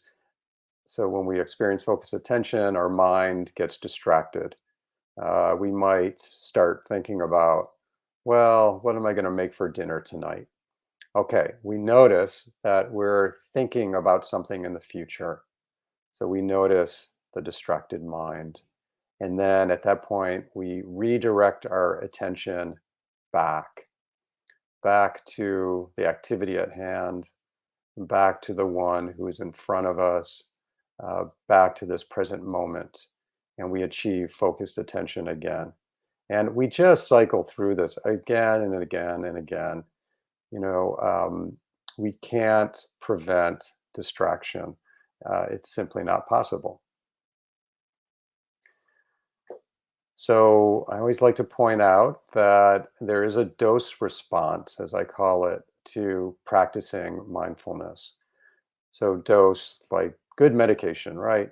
So if we don't take the medication, we don't reap the benefits of it. So the more we practice, the greater the impact. And this really speaks to the neuroplasticity of the brain. So even later in our life, at older age, we have the ability to build new neural pathways in the brain. And the practice of mindfulness will begin to change the brain. And by changing the brain through mindfulness, we change the way we respond to our environment around us. We change the way we respond to our experience of life, no matter what our experience is, no matter how challenging it becomes at times. But we have to practice. Um, so, I really encourage those of you who are inclined to take this kind of practice on as a thought experiment, right? So try it for a while and see what you notice. See if you notice any shift in the way you respond to the challenges that you experience. So I want to point out some common myths to mindfulness practice, because I think there are some misconceptions about the practice of mindfulness. So I want to point some of these out to you today. The first one I would say is that meditation or mindfulness is about emptying the mind. So I've spoken about this to some extent already. So emptying the mind of thoughts is simply not possible, right? We're really trying to activate a different part of the brain. So when I lead meditations, sometimes I'll invite people to quiet or to shift away from the thinking mind, as I call it, and to awaken or activate the sensing mind. Okay. So the part of the mind, the part of the brain that is attuned to sensations in the body, is attuned to the sounds in the space around us. Okay. But again, even when we're experiencing these moments, these instances of complete present moment awareness, those get disrupted by thoughts just seeping in. I think of the brain as being the organ that secretes thoughts, right? You just can't prevent it. It just happens. So we can't really empty the mind of thoughts. Another common myth is that mindfulness practice is really complicated. So, it you need to sort of assume a certain posture on a cushion and meditate, and as I mentioned before, it doesn't need to be complicated. We can simplify it by just using the activities that we already engage in to cultivate mindfulness.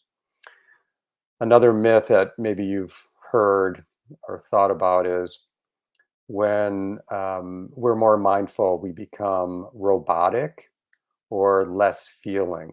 Like we no longer experience fully the richness of emotions that we naturally experience in this lifetime.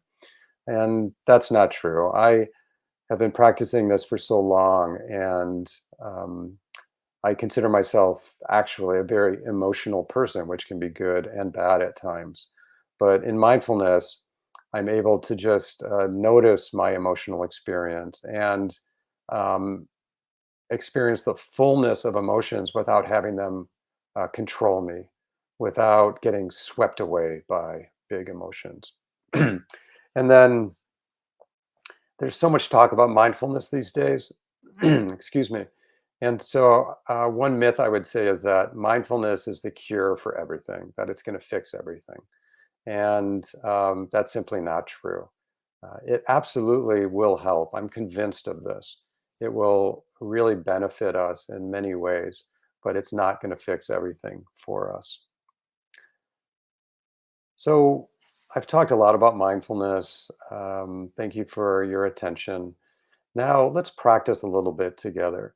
So, I'd like to guide us through a very brief meditation experience where we can work with just coming back to the present moment.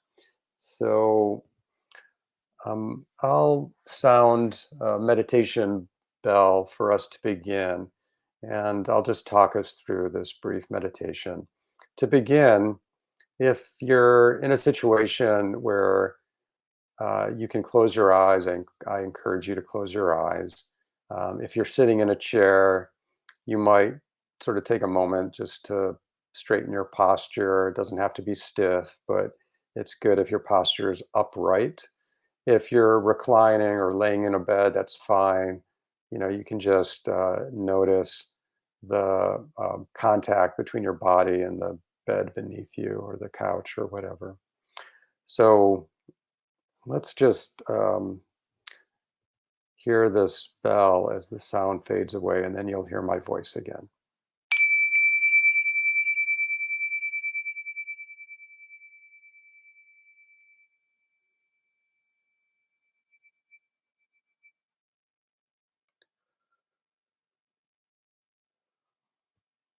So just beginning to go inward. If your mind is feeling busy, just begin to attune or shift your attention to sensations in the body. And making this shift is how we quiet the thinking mind and awaken the sensing mind. What does it feel like for you to be in this body in this moment? Noticing the points of contact between the body and whatever surfaces are supporting you.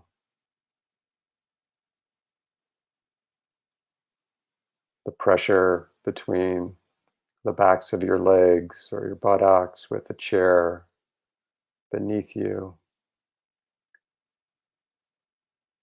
Maybe you can feel your feet upon the floor if they're touching the floor.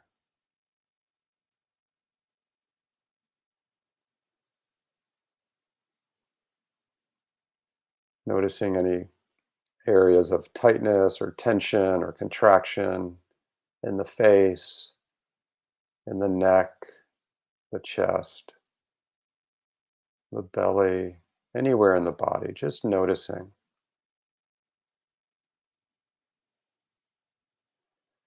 We don't need to be too quick to change anything.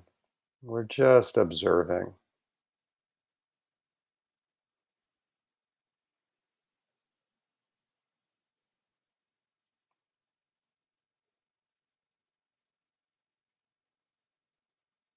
You're perfect just as you are. You're just observing your present state.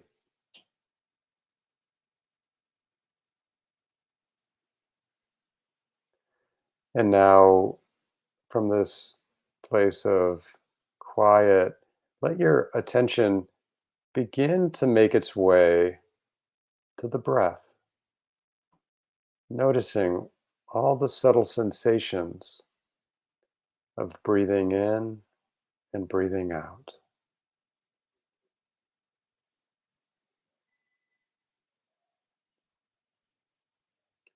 And for just a moment, let's label the in-breath and the out-breath. So just saying or thinking to yourself silently, breathing in, breathing out. And let's just rest our attention on this labeling of the breath for just a moment.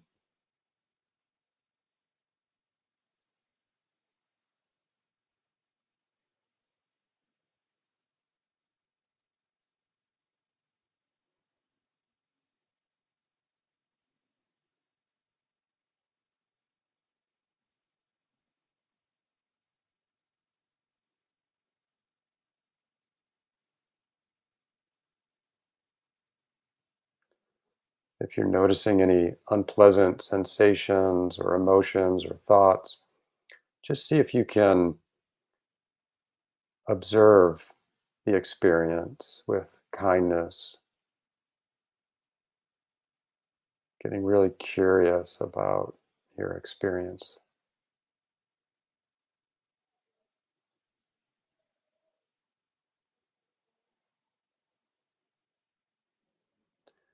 And in a moment, you'll hear the sound of this meditation bell again, and that will mark the end of this short meditation.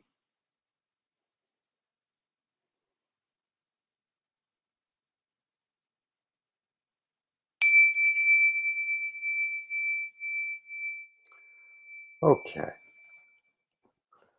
so I'm so curious to know what that was like for you.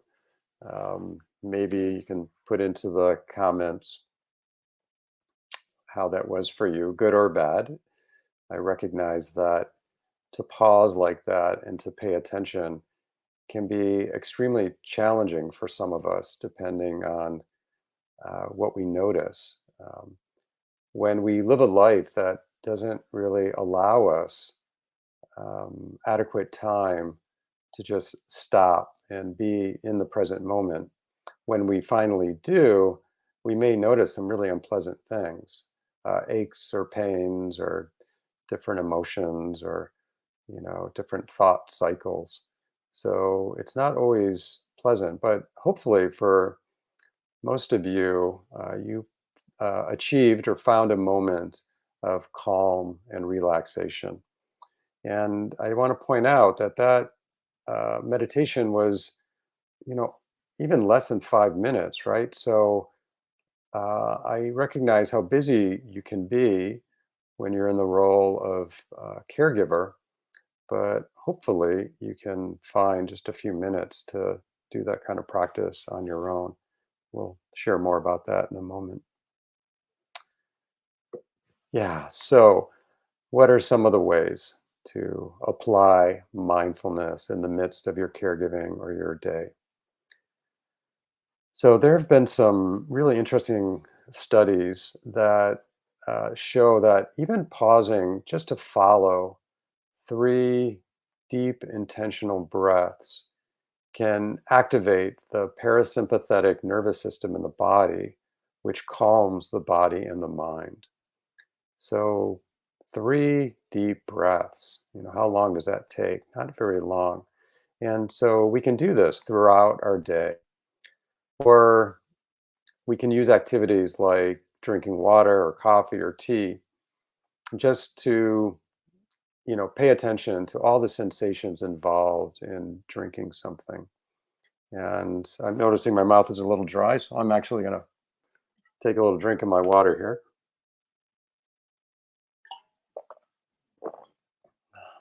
Yeah, just to notice. Or using washing of your hands, similar to washing the dishes, as I described earlier. Just noticing all those subtle sensations that you experience when washing your hands. When your phone rings, can you pause long enough to follow one breath before answering it, right? So really marking these transitions or these thresholds. Um, Taking a moment to move the body or to stretch, that can bring our attention right into the body. Entering a new room. Yeah, this is a favorite one of mine. So it's symbolic and literal. As we cross a threshold into a new room, we might pause long enough to say, place our hand on the door frame and just come back to the body, come back to contact with this present moment, to notice what we're carrying into the room with us. So those are some ways we can come back to the present moment. As I've mentioned a couple times, just feeling our feet planted on the floor. Um, yeah, placing a hand on the chest over the heart and just noticing what it feels like, that contact with yourself. Um, yeah, being a caregiver or even experiencing serious illness can be so isolating. And I'm remembering a dear teacher of mine who taught touch awareness. She would actually practice, what she called petting. So just touching her own limbs as a way of sensing into the body, a way of relaxing and experiencing the benefits of contact, even when it's our own contact. Or closing your eyes and listening to the environment around you, listening to the sounds of the birds outside, or even the creaking of a settling house, or whatever you can hear in the space around you, and noticing when you start to go off into story about the sounds and just coming back to pure experience of the sounds. So I imagine that each of you have your own practices, and maybe you want to put into the comments something that you use that allows you to just kind of relax and come back to the present moment. One more practice that I want to share with you, which I find really useful, is the stop practice. So when we use the stop practice, we stop or pause from whatever we're doing. We take a breath. We observe. And then we proceed. Okay. So again, just um, interrupting the cycle of activity or thoughts that we're involved in, just to stop and notice. So uh, th- there's nothing wrong with emotions, but from time to time we experience challenging emotions or negative emotions, and we can get swept away in these emotions. So we can use mindfulness to get really curious about where big emotions manifest or show up in the body. And when we direct our attention to these physical manifestations of the emotions, like maybe when we're feeling angry, we feel our face getting flushed with a rush of, blood, or maybe we begin to feel a tightness in our belly. Um, when we experience fear, we may feel sensations in our legs. This is the primitive experience of wanting to run away from a threat. So when we direct our attention to these parts of the body, we're disrupting the thoughts that cause the emotions.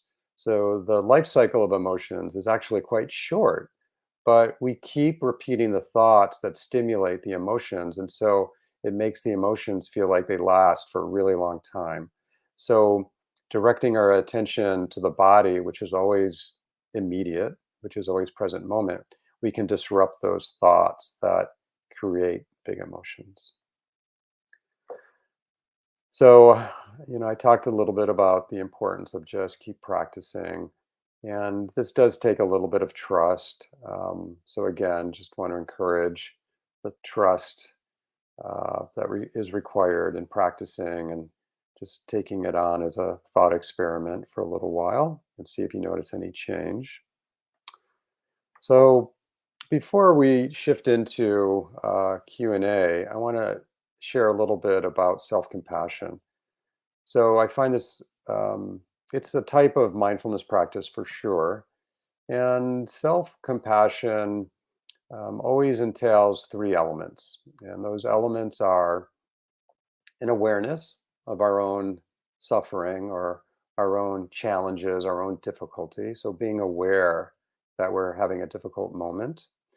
Secondly, a sense of what we call shared common humanity. So while the circumstances are of our difficulty may be unique to us in our experience, um, we're not alone. There are other people out there who are having difficulty in their experience. And so we can remember that to be human means that we're going to have a difficult time from time to time. The third element is kindness. So just experiencing kindness for ourselves. So let's try this very quickly. So I invite you to close your eyes and even place a hand upon your chest over your heart. And just think of something in your life that's causing you a little bit of difficulty. Doesn't have to be the biggest thing, but something. And you might start off by saying to yourself, I'm aware that in this moment I'm having a tough time, or I'm aware of my own experience of suffering in this moment. Just acknowledging what's true for you. And then you might say, to be human means I'm going to have a tough time from time to time. To be human means I'm going to suffer.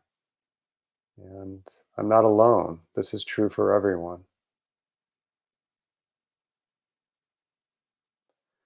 Remembering to breathe. And then, thirdly, in this moment, at least I can direct kindness towards myself. If that's difficult for you, and that's difficult for some people, you might say, in this moment, let me just set an intention to be kind to myself. So, this kind of self soothing or self coaching is really supportive in just generating a sense of resilience and well being. And this also allows us to just come back to the present moment. Okay, I'm going to skip past this recap and go right into some questions. So, um, I'm looking at my chat feed here. Um, okay, what are some unique ways to achieve mindfulness that you have seen? So it looks like that. Um, yeah, so I mentioned a few, and maybe this question came in right before I mentioned that, but unique ways. A lot of people mention music. Okay, so all of us may have a favorite piece of music. And when we hear that music, it brings us right, it can bring us to a memory of something. But, if we can just use the music to focus on, the subtle sounds, the notes, the rhythms, then that can bring us back to a state of mindfulness. A number of people will mention the power of prayer, like a particular prayer that they know a passage of, and they use that to just come back into the present moment. I like to use poetry, a line from a poem. Um, you know, some people can use a certain phrase that brings them back. And, as the mind becomes conditioned to come back to the present moment when we recite a certain phrase, whether it's a prayer or poem, then it becomes easier to come back to a calm state of presence when we hear it or when we recite it. And so it's really quite remarkable to reach a point where we notice, wow, this is pretty automatic. I feel myself calming down. I notice this with the sound of my meditation bowl or a meditation bowl. Like I immediately come back to this state of greater calm. Okay, I'm going to read a couple other comments. I've heard about the method of focusing on something you can hear, taste, see, and feel. Is this the same thing as mindfulness, just called something else? That's mindfulness for sure. So, there's a practice called mindful eating. And some of you have heard of the teacher Thich Nhat Hanh. And I had the experience of being with him one time where he led us through a mindful eating experience using a raisin. And you just take your time, you put this one raisin in your mouth, and you just notice all the sensations and all the tastes and textures. And that's mindfulness. That's just coming back to the present moment of eating something. Um, you know, I notice for myself, often when I'm eating a meal, if I'm not eating with my wife, I'll read the newspaper or I'll be looking at my phone, but it can be really helpful to just focus on your meal, what you're eating. So, yeah, this is a really good practice of mindfulness, and I think it is the same thing. Um, and let's see, let me read another one. So, my family members are always moving, never taking a moment to slow down. And I have heard them even say they don't have time to meditate. How do you suggest I start breaking down their resistance to meditating? I love this question. Um, I like to say to people, don't worry about them, worry about yourself. And what I mean is, I'll go back to something I stated earlier. If we're calm and grounded, uh, often they'll actually meet us in that place. And if we can model the benefits that I mentioned that come from practicing mindfulness, then they might get curious, like, what is it that mom's doing, or what is it that my sister's doing that seems to support her and just being really calm and grounded? Um, you know, I'm sure all of you have had the experience of being in a conversation with someone when, they're looking at their device or they're looking at what's going on around them. Um, they're just distracted, and they're distracted. And when you compare that to what it feels like to be with someone who's fully present to you, there's a big difference. And so people notice, right? So if you can be fully present with them, then I imagine they might start to wonder, well, wow, why does mom seem like she's pretty steady through all the stuff she's going through? And they might ask you questions about it. Um, the other thing I would say is, meditation just feels so big for some people. So don't use that term. It's like you might say, darling, sweetie, Joe, can you just pause with me for a moment? Let's just take 3 breaths together, right? They might laugh, they might, disregard it. But if we're not afraid to ask, eventually they might stop with us and take those 3 breaths. Feel their feet on the floor. Notice the sounds in the space around you. So this can be helpful. Yeah. And, with caring for people who have some kind of cognitive impairment, which can come in the later stages of liver disease for sure. Our calm presence can be so supportive for them. Um, People really do feel our energy even after they stop understanding our words. And so the kind of deep human connection that is experienced by our focused presence can be such an amazing gift to someone who's dealing with an illness. So, again, um, I totally appreciate the desire to share with them your practice of meditation or mindfulness, but maybe don't worry so much about them. Focus on yourself and trust that in time they might ask about it or take it on or ask for your support around these practices. Okay, another one. I realized during the meditation practice that I was hungrier than I realized. In the future, if I realize this, should I stop and come back to the meditation after eating or keep going?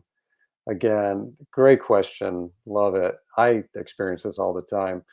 Um, if we eat a lot of food before we stop to meditate, especially longer meditations, um, we can feel really dull.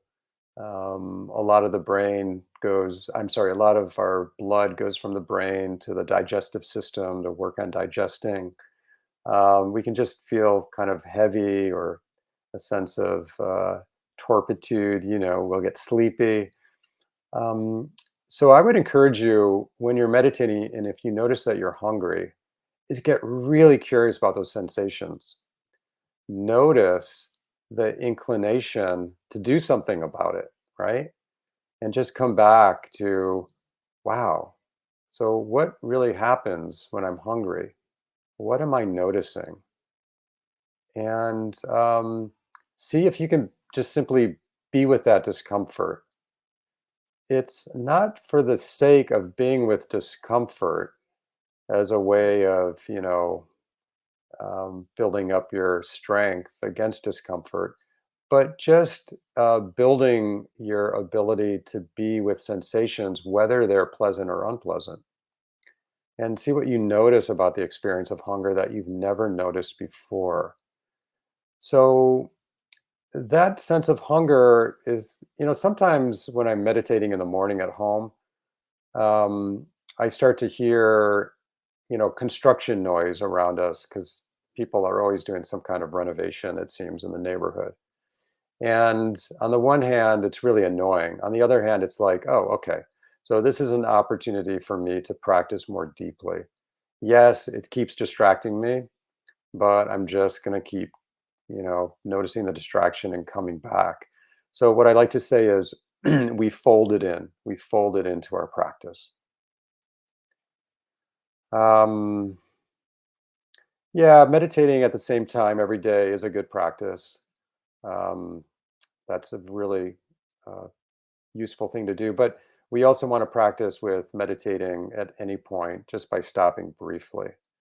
So I'm looking at the clock. Let's see if I have time for one more. Um, yeah, some people will say they can't meditate. Um, yeah, I guess it's not for me to judge that. But again, if you hear that from someone, you might say, yeah, I get it. It's hard to meditate. Just follow 3 breaths right now. Try it, right?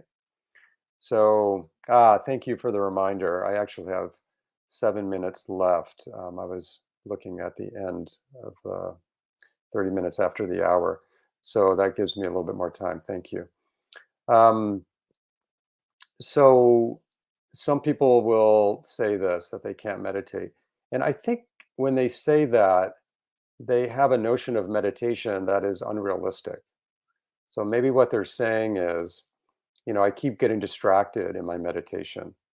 And as I've been saying, is that that's completely natural. Like, let's not worry about the distraction, the constant distraction that we experience. Let's just notice the mind when it gets to just too distracted, and then come back to the breath.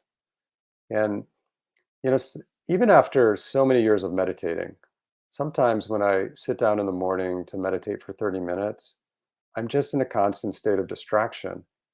And I finish my meditation, and that's the meditation I get that morning. Um, I was teaching a class yesterday, and this for family caregivers, and this woman who's in a really difficult caregiving situation. She was saying, I have such a tough time coming back to the present moment. I just noticed that I'm constantly distracted. And I said to her, how wonderful that you're noticing this. This is the stepping back and observing one's own experience. That is a mindful state. Okay.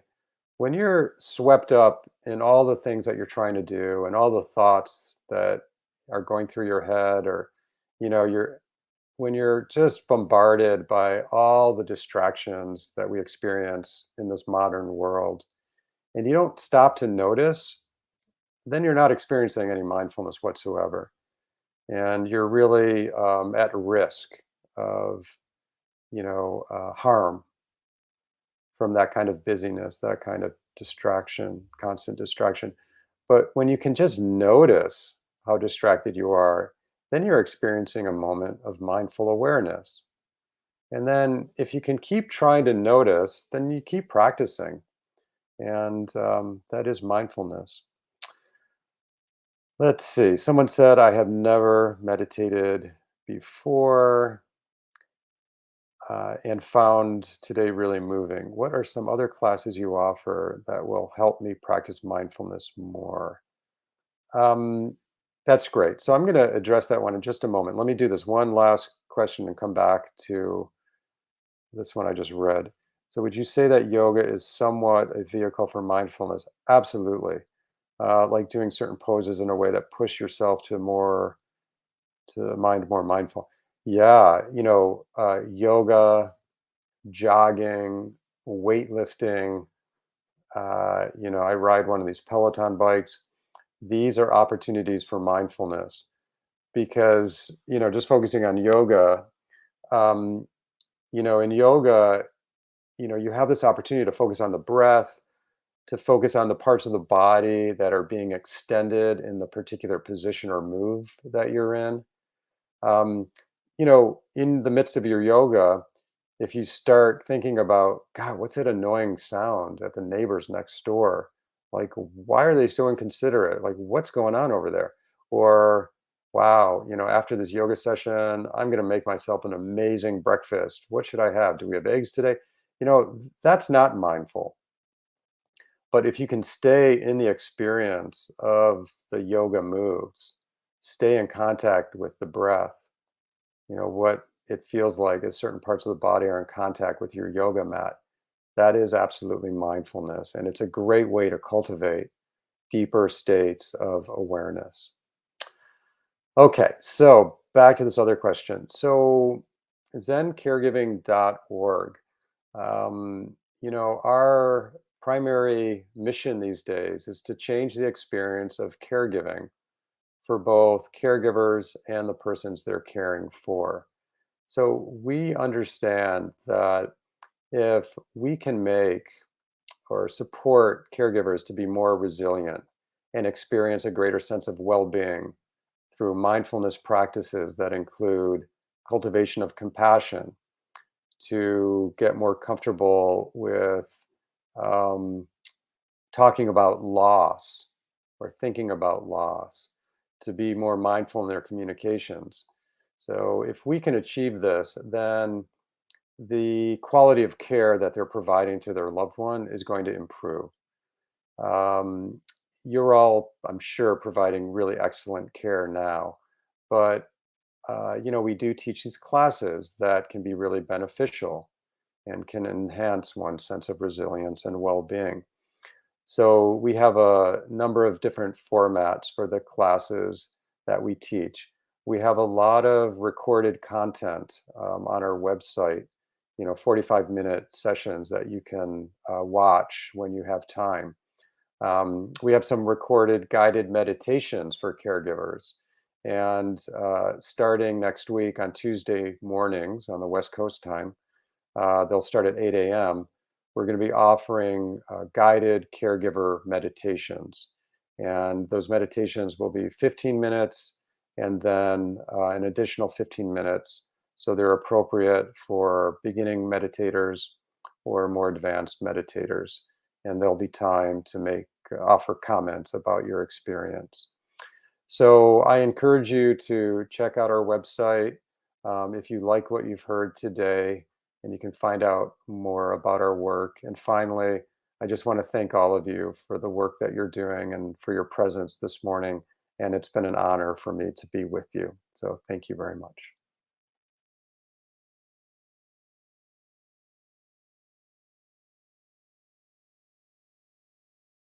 Hi. Thank you so much for joining me for this session this afternoon.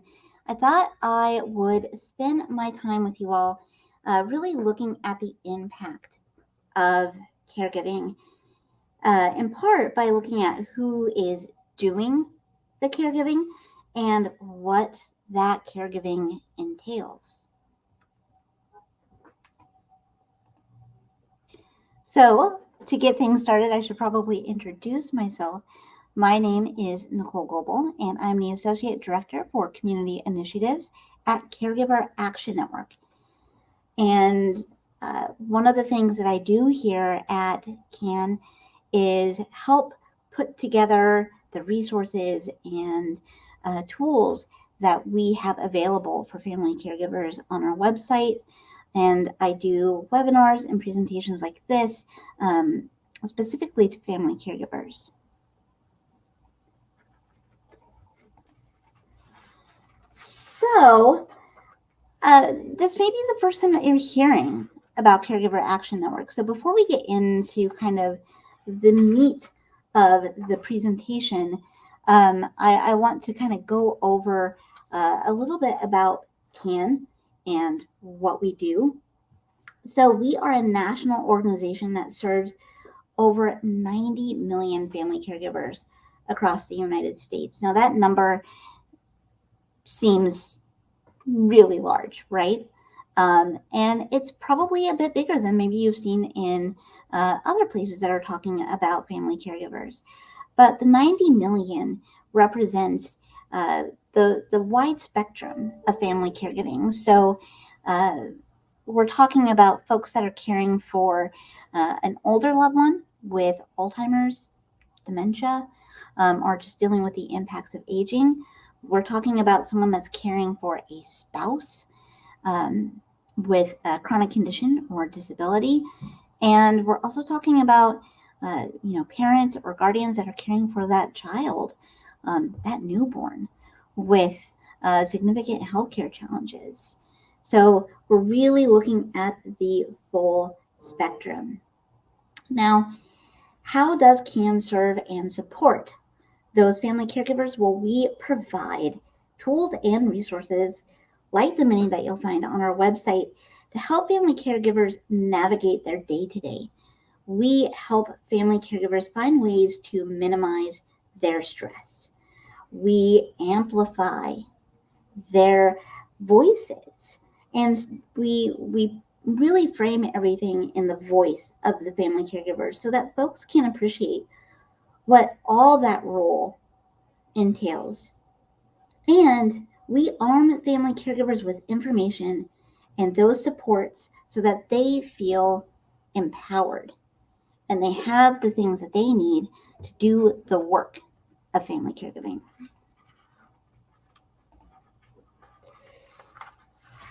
So who are caregivers? So who are those 90 million folks? Well, we talked a little bit in generalities about, the spectrum of caregivers, but who are they? I want to take a couple of minutes here to really dive in to the caregivers that we at CAN serve and those that come to us for support, because I think that some of the information that I'll share in this could be kind of surprising.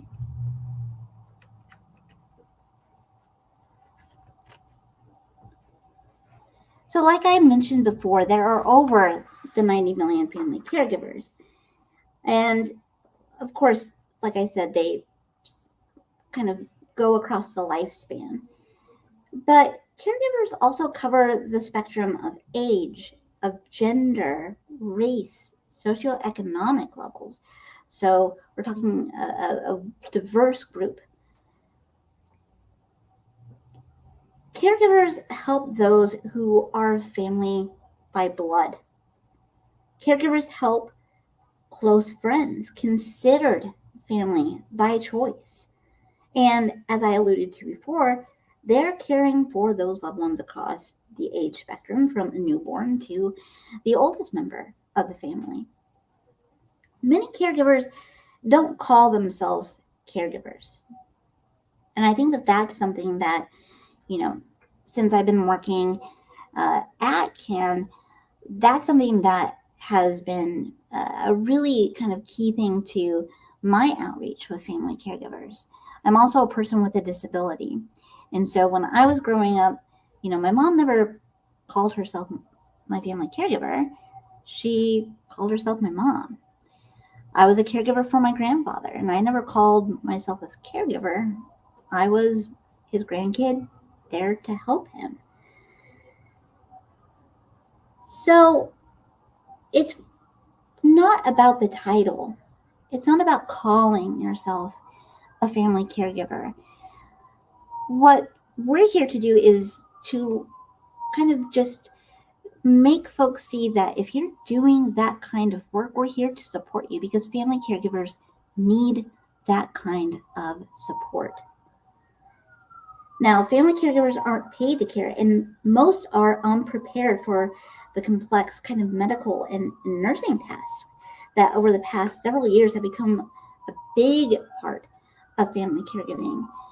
We have seen that especially with the pandemic, where the pandemic has impacted caregiving immensely. Folks have taken their loved ones out of assisted living facilities and have moved them in with them, and have taken on a more hands-on role with some of these day-to-day tasks. So that becomes a really complicated and complex part of caregiving, and they may not be prepared to do that. Things like managing multiple medications, dealing with incontinence and wound care after surgeries, the whole kind of wide array. Now, a couple of statistics here I want to kind of point out here is 39% of all adult Americans are caring for a loved one who is sick or disabled, and that has grown since 2010. And as the aging population continues to grow, that number continues to grow as well. And I'm going to cover some other kind of general demographics of family caregivers, but one of the things that I kind of want to point out here is that the average age of a family caregiver is 49, with 70% being between the ages of 45 and 64. So kind of that middle age, getting a little bit older. That's kind of where the typical family caregiver lies.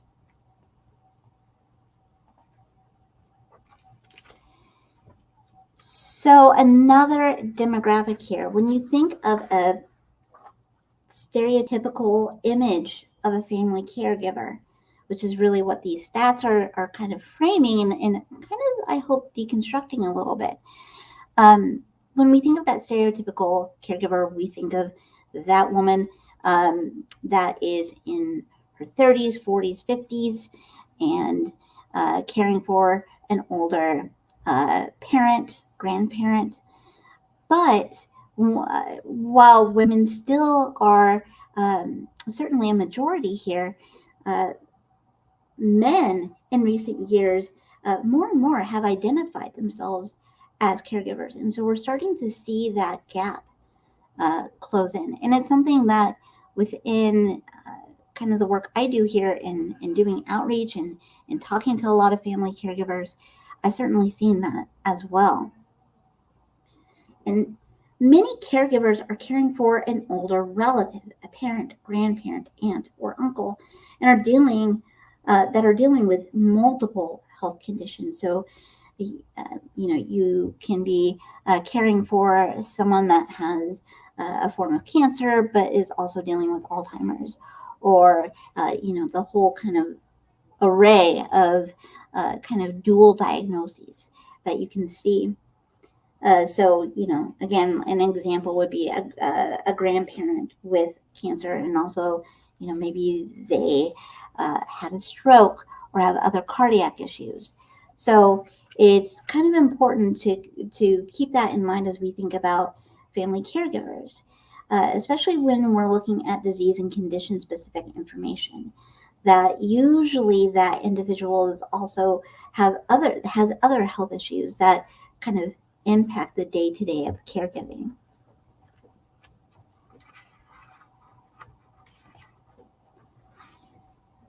So the work of caregiving. Caregiving costs money, but family caregivers aren't paid. So I kind of want to use this information to kind of put into context just the scope of work that family caregivers are providing. Family caregivers provide $522 billion worth of unpaid care each year. So going back to some of the things that I touched on, some of those day-to-day things, some of those medical and non-medical things that family caregivers assist with, if you were to put a dollar amount to that, it adds up. And that's more than total Medicaid funding and twice as much as home care and nursing home services combined. So that's a massive number when you look at it kind of in that lens.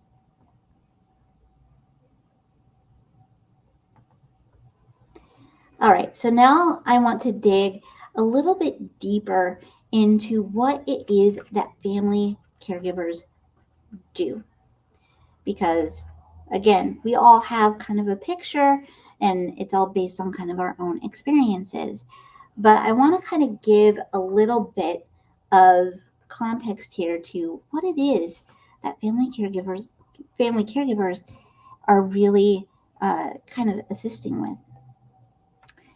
So the main thing that family caregivers are really responsible for are associated with what are called activities of daily living. So things like dressing, showering, getting to the bathroom, using the bathroom, transferring in and out of bed or a wheelchair. So these are all things that are kind of day-to-day activities that family caregivers are responsible for, but also, are, if you're a long distance family caregiver, one of the things that you are doing is also managing that. So making sure that that is getting done, whether it is, another family member, in-home supports, aids, things like that. So if you're not doing the hands-on work, you're probably part of making sure that that is happening. And so that's also kind of part of all of this. And so I think it's important to keep that in mind.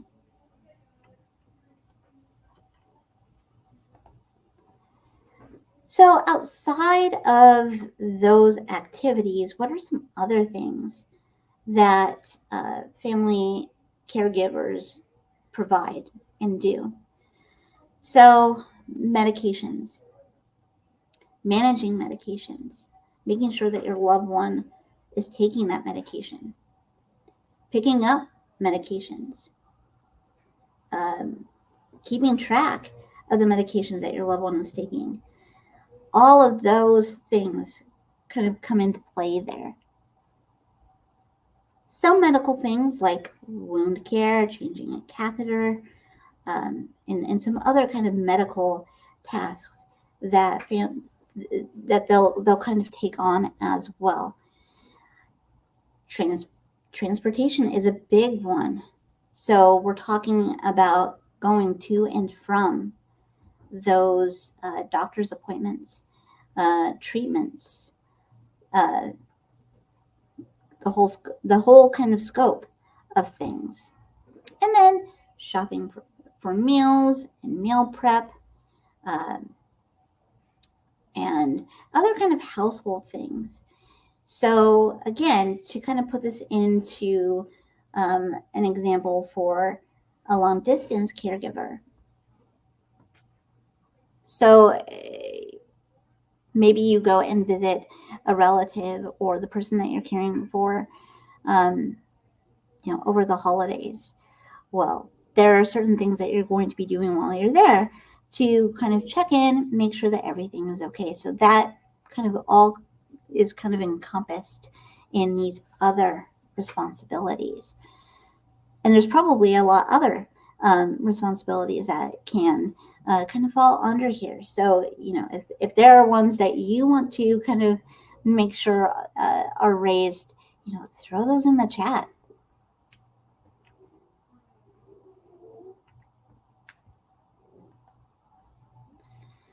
All right.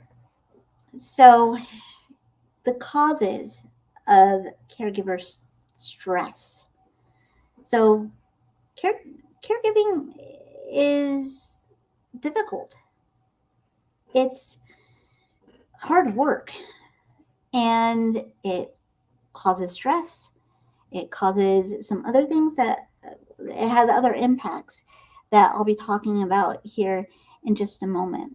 But I want to talk about specifically stress, because I think stress is really kind of associated with some of these kind of tasks that we've kind of covered. So, like I mentioned in an example, the feeling unprepared yet responsible. So this can play out in a specific task.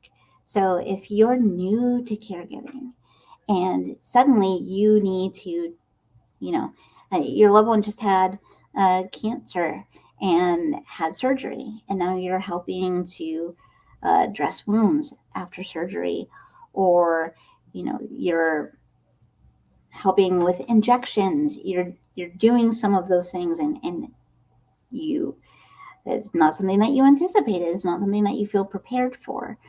But you're responsible. You feel responsible. And so it's all about kind of adjusting and figuring out what that new normal is. The new normal is basically, all right, well, here are some things that I need to put into my daily schedule. So again, kind of putting on the hat of a long distance caregiver, maybe it's, hey, I need to call and check in on, my mom that lives a state away, or I need to call in and call and check in with my sister who is there for my mom because she had a liver transplant, and we're part of that care team. The handling complications and emergencies, they happen, and it kind of goes into feeling unprepared a little bit. Emergencies happen, so having to be able to make that trip to the ER if something is going wrong, or if you have in-home support and that person isn't able to come one day, and suddenly that kind of throws your day, your schedule askew. How do you navigate around that? So lots of complications and lots of emergencies. And then juggling multiple roles and responsibilities. So this plays out in a lot of different ways. So multiple roles. Well, roles and responsibilities can mean anything from, working and being a caregiver. So, how am I able to make sure to pick up medication on my way home, and kind of navigate, other stuff that I need to do, during the day or right after work? How am I going to have time for all of that? The other aspect here is relationships. Navigating relationships with your loved one. You're caring for, it goes back to what I was saying before about a lot of folks not calling themselves a caregiver because it's about that relationship. So how are you able to maintain that relationship while taking on these new roles and responsibilities as also a caregiver? And how are you maintaining the other relationships within the family? Let's say that you're caring for a child with a disability. You have other kids in the family, a spouse, a partner. And how are you able to balance all of the responsibilities of caring for that child and still being a parent and a spouse, a partner, fulfilling all of those roles? It's difficult and it causes a lot of stress.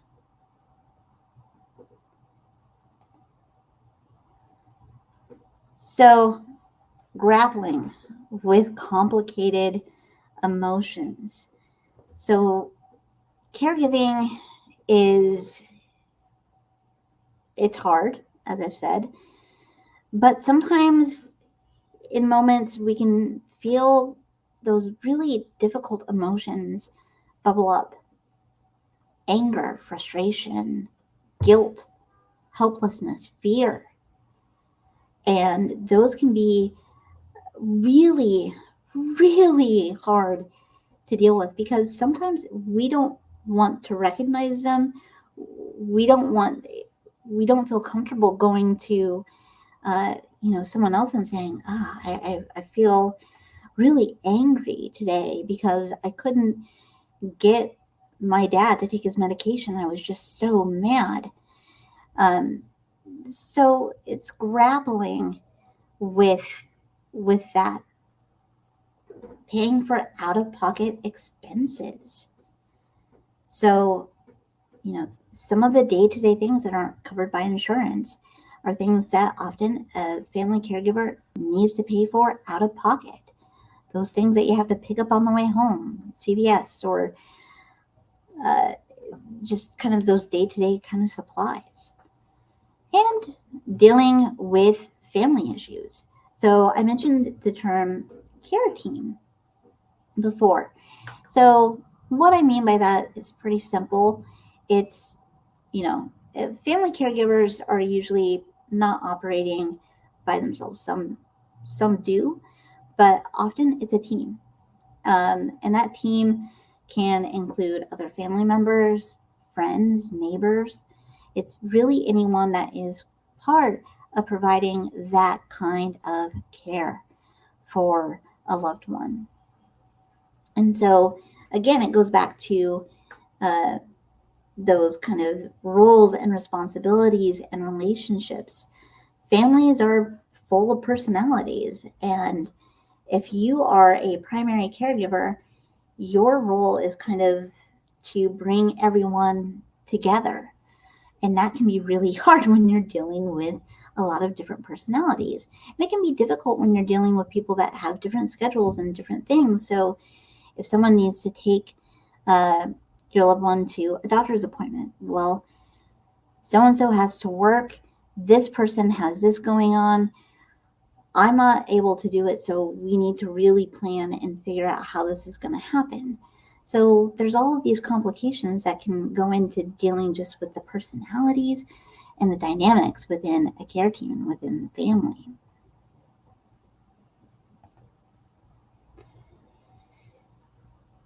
So another impact of caregiving is increased depression. And we have seen this especially within the pandemic. There was a study that came out, I want to say early-ish last year, that really broke down how,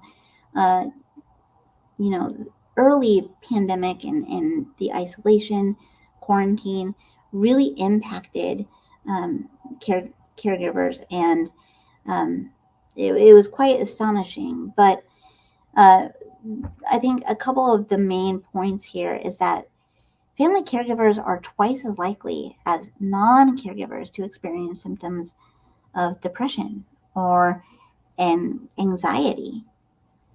So an example of this also is depression for wives caregiving for their husbands is 6 times higher. So again, this is all kind of, we're talking about the impacts of caregiving.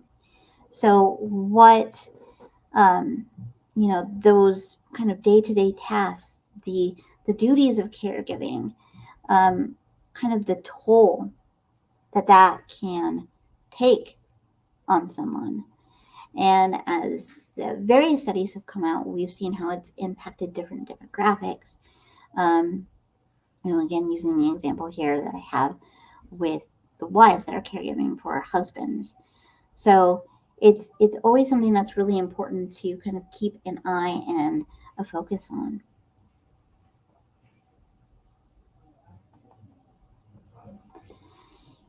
Increased risk of mortality.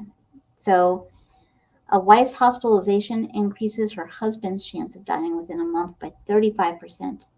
And a husband's hospitalization boosts his wife's mortality risk by 44%. And so that's really is just an astonishing thing when you really think about the stress of that, the stress of caregiving, the kind of day-to-day wear and tear that caregiving can lead to. It has a real effect. And the increased rate of chronic disease. So of course that kind of all goes hand in hand, but it's important to understand that the impacts are, emotional, mental, but also can have physical impacts as well. When I was caring for my grandpa, having to help him in and out of bed. He was a really tall gentleman. I am not tall at all. And so it was difficult. And so there's some physical risks and complications there as well that are important to know. So before I get into some questions that I kind of want to ask folks and can respond to in the chat, but also some questions from the audience as well. I want to kind of just go over what I've talked about, because I've talked quite a bit. So we went over who are caregivers. So both kind of understanding what that general picture of a caregiver looks like, but also understanding how that's kind of changing, and appreciating the overall kind of changes in demographics and how that's impacting what a stereotypical caregiver looks like. What do caregivers do? Well, we broke down a lot of different tasks. And I think it's also important to note here that, those are just kind of general things. There are 90 million family caregivers in the US, and there are 90 million different kind of caregiving stories, situations out there. And so every story is going to be unique. Every caregiving situation is so unique in and of itself. So, we understand that a person that's caring for a loved one with Alzheimer's versus someone that's caring for someone that's had a liver transplant, what those look like and what caregiving entails is going to look a little bit different.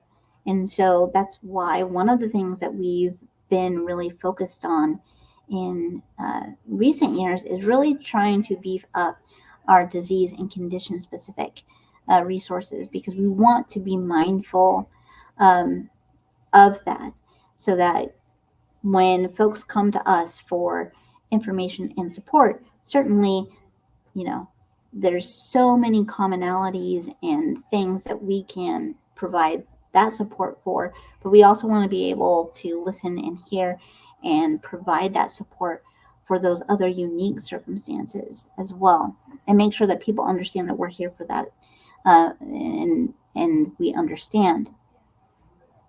We also talked about the impact that caregiving has on the caregiver. So pretty heavy stuff. But I think it's really important when we think about caregiving to understand that it does have an impact, because I think it's something that caregivers are often find really difficult to put voice to. In all of the conversations that I have talked to with other family caregivers, it's one of the things that goes back to those challenging emotions. We want to feel like we can do it all ourselves, that we don't need additional help, but you can't do it alone. There's always going to be a need for support.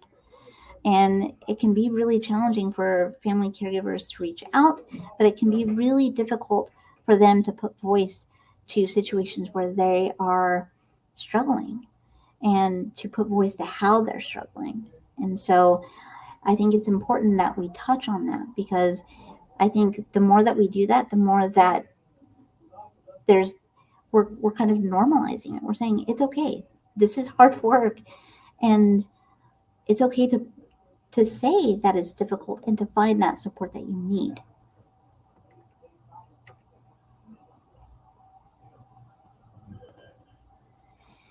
So to kind of wrap things up with this, I want to make sure that you stay connected to Caregiver Action Network. And like I said, we're constantly adding and building out new supports, new resources on our website. So you see our web address here. Also, the number to our Caregiver Help Desk. Our Caregiver Help Desk is a really great tool, and it's kind of what it sounds like.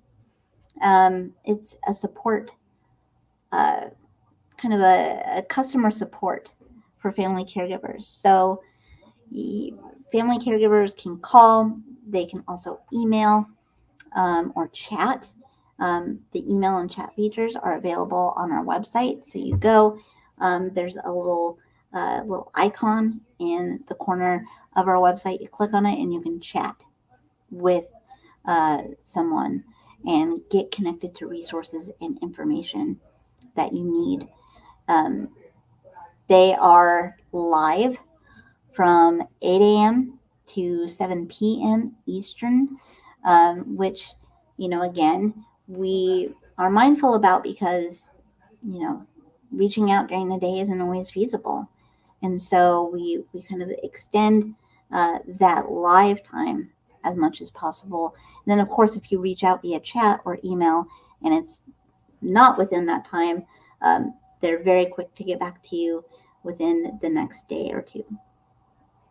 And then, of course, following us on social media. We're always sharing our resources, sharing resources from others, and also putting out stories. So many family caregivers have been amazingly gracious in sharing their stories with us. And so we always like to share those. And one of the things that I believe you guys can find while you're here is a couple of videos that we have. One talks about shared decision making. So shared decision making is that process of, okay, so your loved one, you're a caregiver, your loved one has a diagnosis of a disease or condition, and then what do? What is that care plan? What treatments or therapies are you going to do? So it's a video that kind of does a nice little kind of breakdown of some of those components and how to come to a shared decision. And we also have a video on Caregiver and. Caregiver and is a campaign that we did with National Family Caregivers Month last year. And it's really a cool campaign because, going back to what I mentioned about the roles and responsibilities, well, one of the things that I think many caregivers can relate to is the fact that it can feel like you lose yourself in your role as a family caregiver. The things that make you you suddenly can feel like they take a back burner. So we created a campaign where folks can say, I'm a caregiver and I'm, I'm a Sunday school teacher, I'm a doctor, shining a light on the fact that there are so many different components that make us us, and being a caregiver is one of those. And that, again, just kind of showcasing that caregivers are amazing, diverse, and interesting folks, and kind of putting a light on the things that sometimes can feel like they get buried within the role of caregiving. All right. So I want to open up to some questions, and I know that there are some questions that have come through in the chat, so I want to be able to hit on those first. So a question that came through is, does the Caregiver Action Network ever do joint patient and caregiver advocacy days? That's a great question. One of the things that we always do with any kind of training or activity is that we do try to make it joint. We don't necessarily lead advocacy days, but presentations, trainings, workshops, a lot of our tools are both useful for family caregivers and patients. It goes back to kind of what I was talking about with like the shared decision making. It's all about putting the patient kind of first. The family caregiver's role is really as a support and advocate for their loved one. So, we want to kind of arm them with the tools that they need to do that. and also provide some information that can be helpful for the patient to let the caregiver know how they can help them. So we have done presentations on things like shared decision making, and we always have an audience of both caregivers and their loved ones, and it's really, really important that those voices are kind of heard together, because I think it's a key component to it. So to answer your question, both yes and no. We do a lot of joint activities for patients and caregivers, but not necessarily an advocacy day specifically. The other question that came through is, what are some of the top policy priorities for the Caregiver Action Network? And are there ways that we can help advocate? Well, there are always ways that you can help advocate. And a lot of it is just sharing the voices of the family caregivers. And that's one of the key things that we do. It's that concept that you hear a lot is, it's important to have the voice of the people that you serve be the guide. And so kind of in terms of top policy priorities, it's really just about making sure that family caregivers get access to the supports that they need. So the RAISE Act, some of the kind of policy pieces that have been put into works recently, we've been really strong advocates for, because they help provide those supports for family caregivers and help them do what they need to do. And so, again, it's really about access to supports, and also being able to, share the experiences of family caregivers, so that lawmakers can understand, again, some of the stuff that we've gone through, making sure that they understand what the work of caregiving looks like, so that they can understand how the things that they are putting into affect family caregivers. All right, so I'm going to go over to the comments here.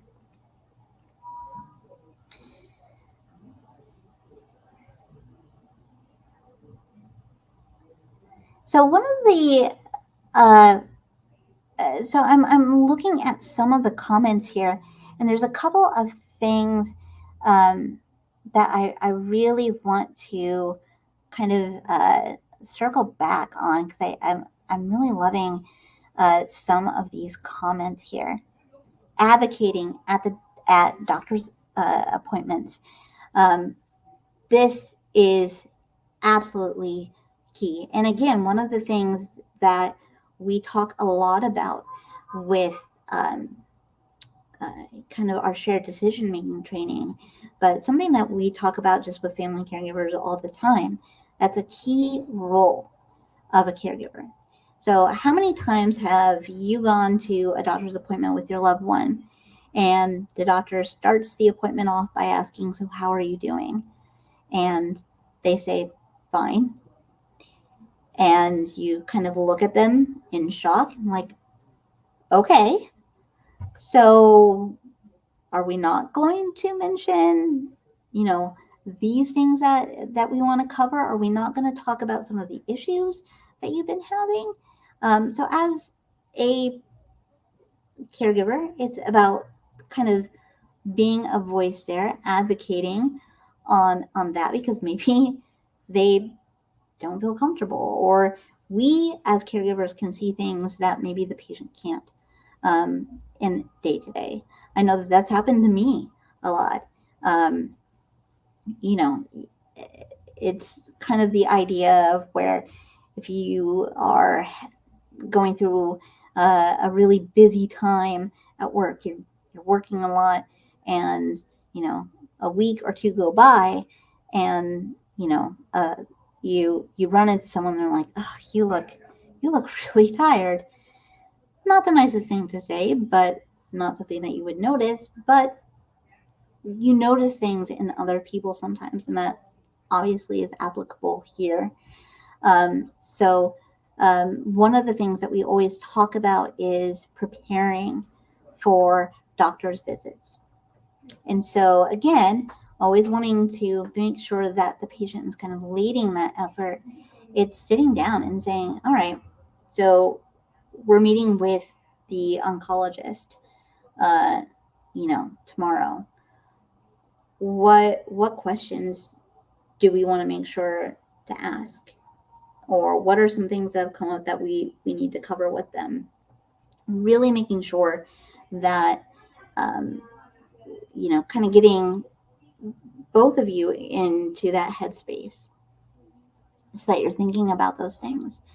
Another component to advocating at a doctor's appointment, and this is kind of goes with, I think maybe a point that you were really getting at here is, when you're talking about therapies and treatment. So going back to, your loved one has been diagnosed with liver cancer, let's say, and you're now at that, okay, now what?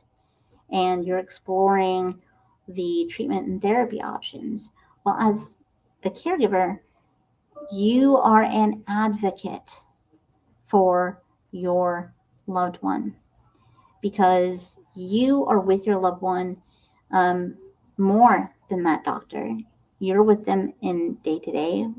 So the feasibility of different treatment or therapy options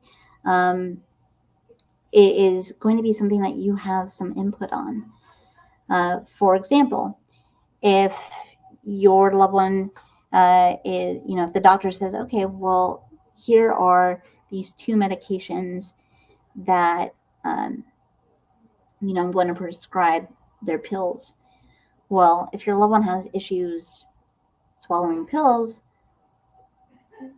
you may need to advocate and say, are there any other alternate medications or alternate kind of methods here? Because, we've had some issues with pills, things like that.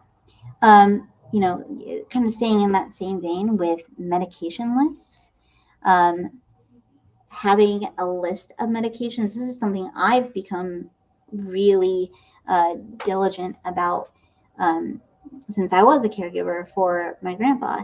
One of the things that I never did was have a list of my medications with me when I would go to the doctor. So when the doctor would ask, or, when you're filling out that form or whatever, and it's saying, okay, well, what's your current medication? What's your dose? I may be able to name the medication, but I would never remember the exact dose. And so keeping a medication list on hand so that when the doctor says, okay, well, here's a new medication that we're going to try, you can say, okay, well, here's the medications that they're currently on. Is there any issues that we need to kind of be mindful of? It's always good information to keep on hand. So yes, advocating at doctor's appointments, so key. Sorting through and fighting inaccurate medical bills, yes. And this is something that is a process, very time consuming, very laborious. But again, one of the things that we always talk about is a patient file. So a patient file is basically, and when I was growing up and my mom had my patient file, it was basically a binder of all of my medical records. So, test results and, printouts from the doctor after each appointment, things like that. Now you can keep a lot of that stuff in an app on your phone, right? So, medical bills and insurance information are all part of that. So you're able to kind of stay on top of it. And sorting through that stuff is hard, and that's a huge component to being a family caregiver. So I'm just going to go through some of the comments here.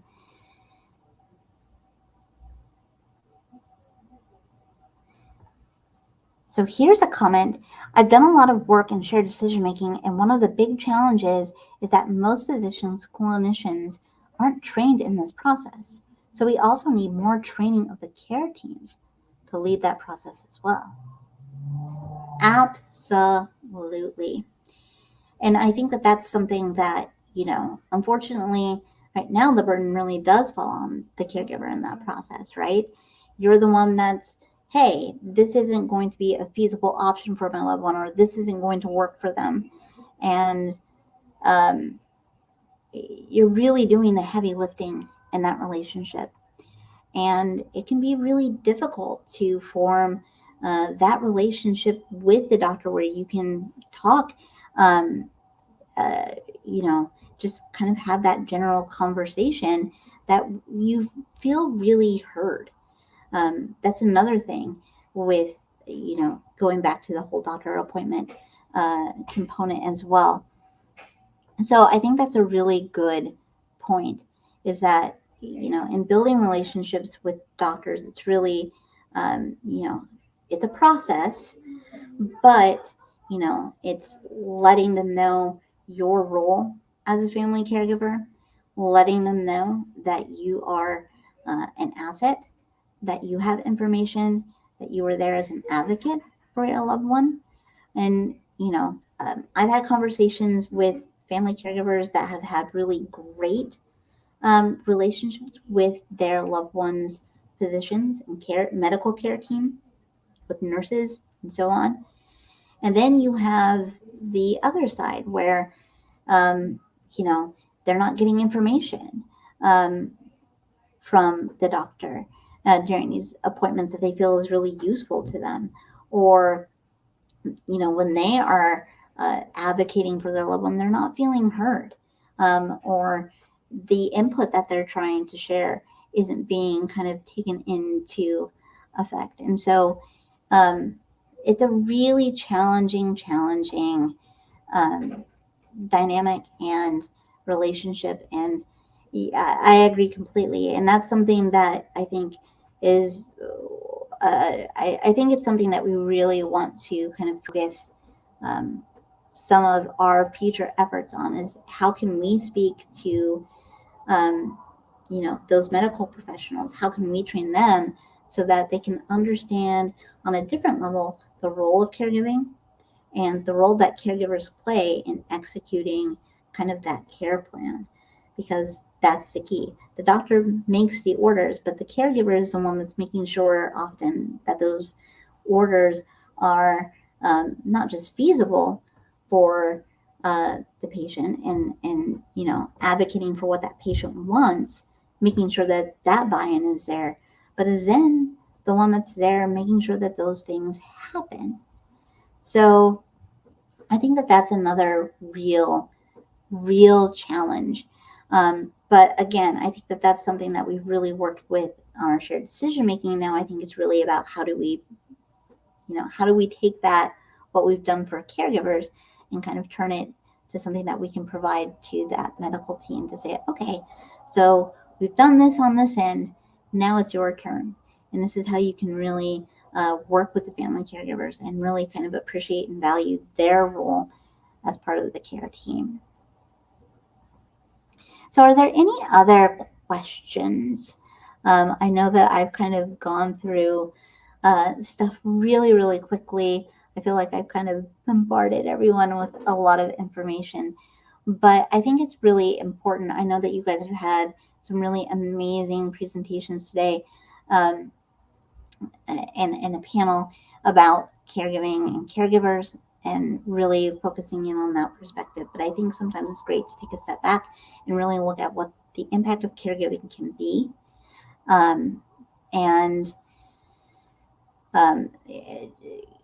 how it all kind of has can take a toll.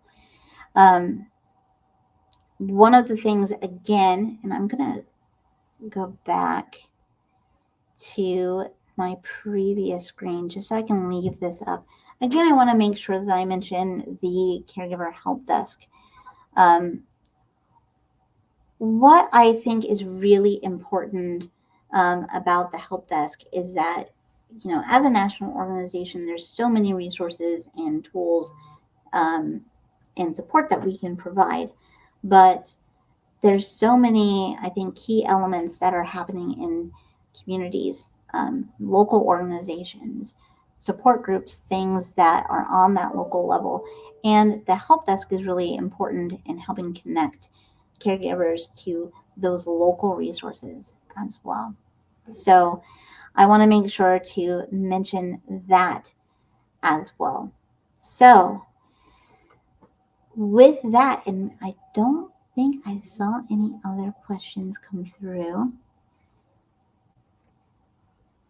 So with that, I think I will wrap things up. But again, thank you all so much for being here. Thank you for so many wonderful comments and some really, really great questions.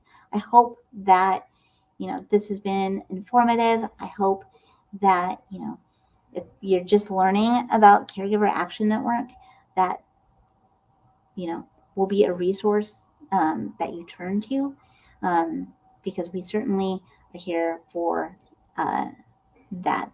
We're here to support you. So thank you all so much for your time.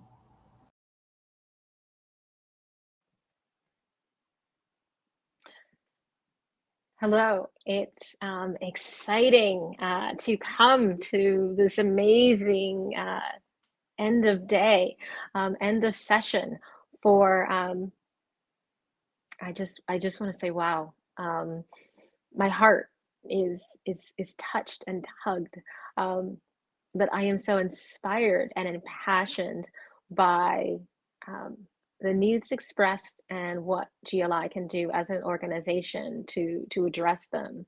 This is why we're here. How deeply moving has this day been, everyone? And how practical, how entirely reasonable and commonsensical were the things that people have been asking for, have been pointing out as gaps. And proposals for services and policies that would add so much value to the patient, to the family, to our overall health and well-being as a, well, hopefully we're talking to many nations. To every caregiver watching right now, thank you, thank you, thank you. The event's purpose was to convene with you, to uplift you, to inform you, to hear from you, and to provide you with community and resources. And I certainly hope that you feel supported, uplifted, and greatly appreciated. We hope to see you soon at upcoming GLI events. And I'll simply end with the words of psychologist Rollo May. Care is a state in which something does matter. It is the source of human tenderness. I hope we can all remember that and take that with us as we go into this afternoon, this evening, this week, this next stage of life ahead of us. Thank you all for attending, and I look forward to being in touch with you moving forward to build our caregiver resources. Be well.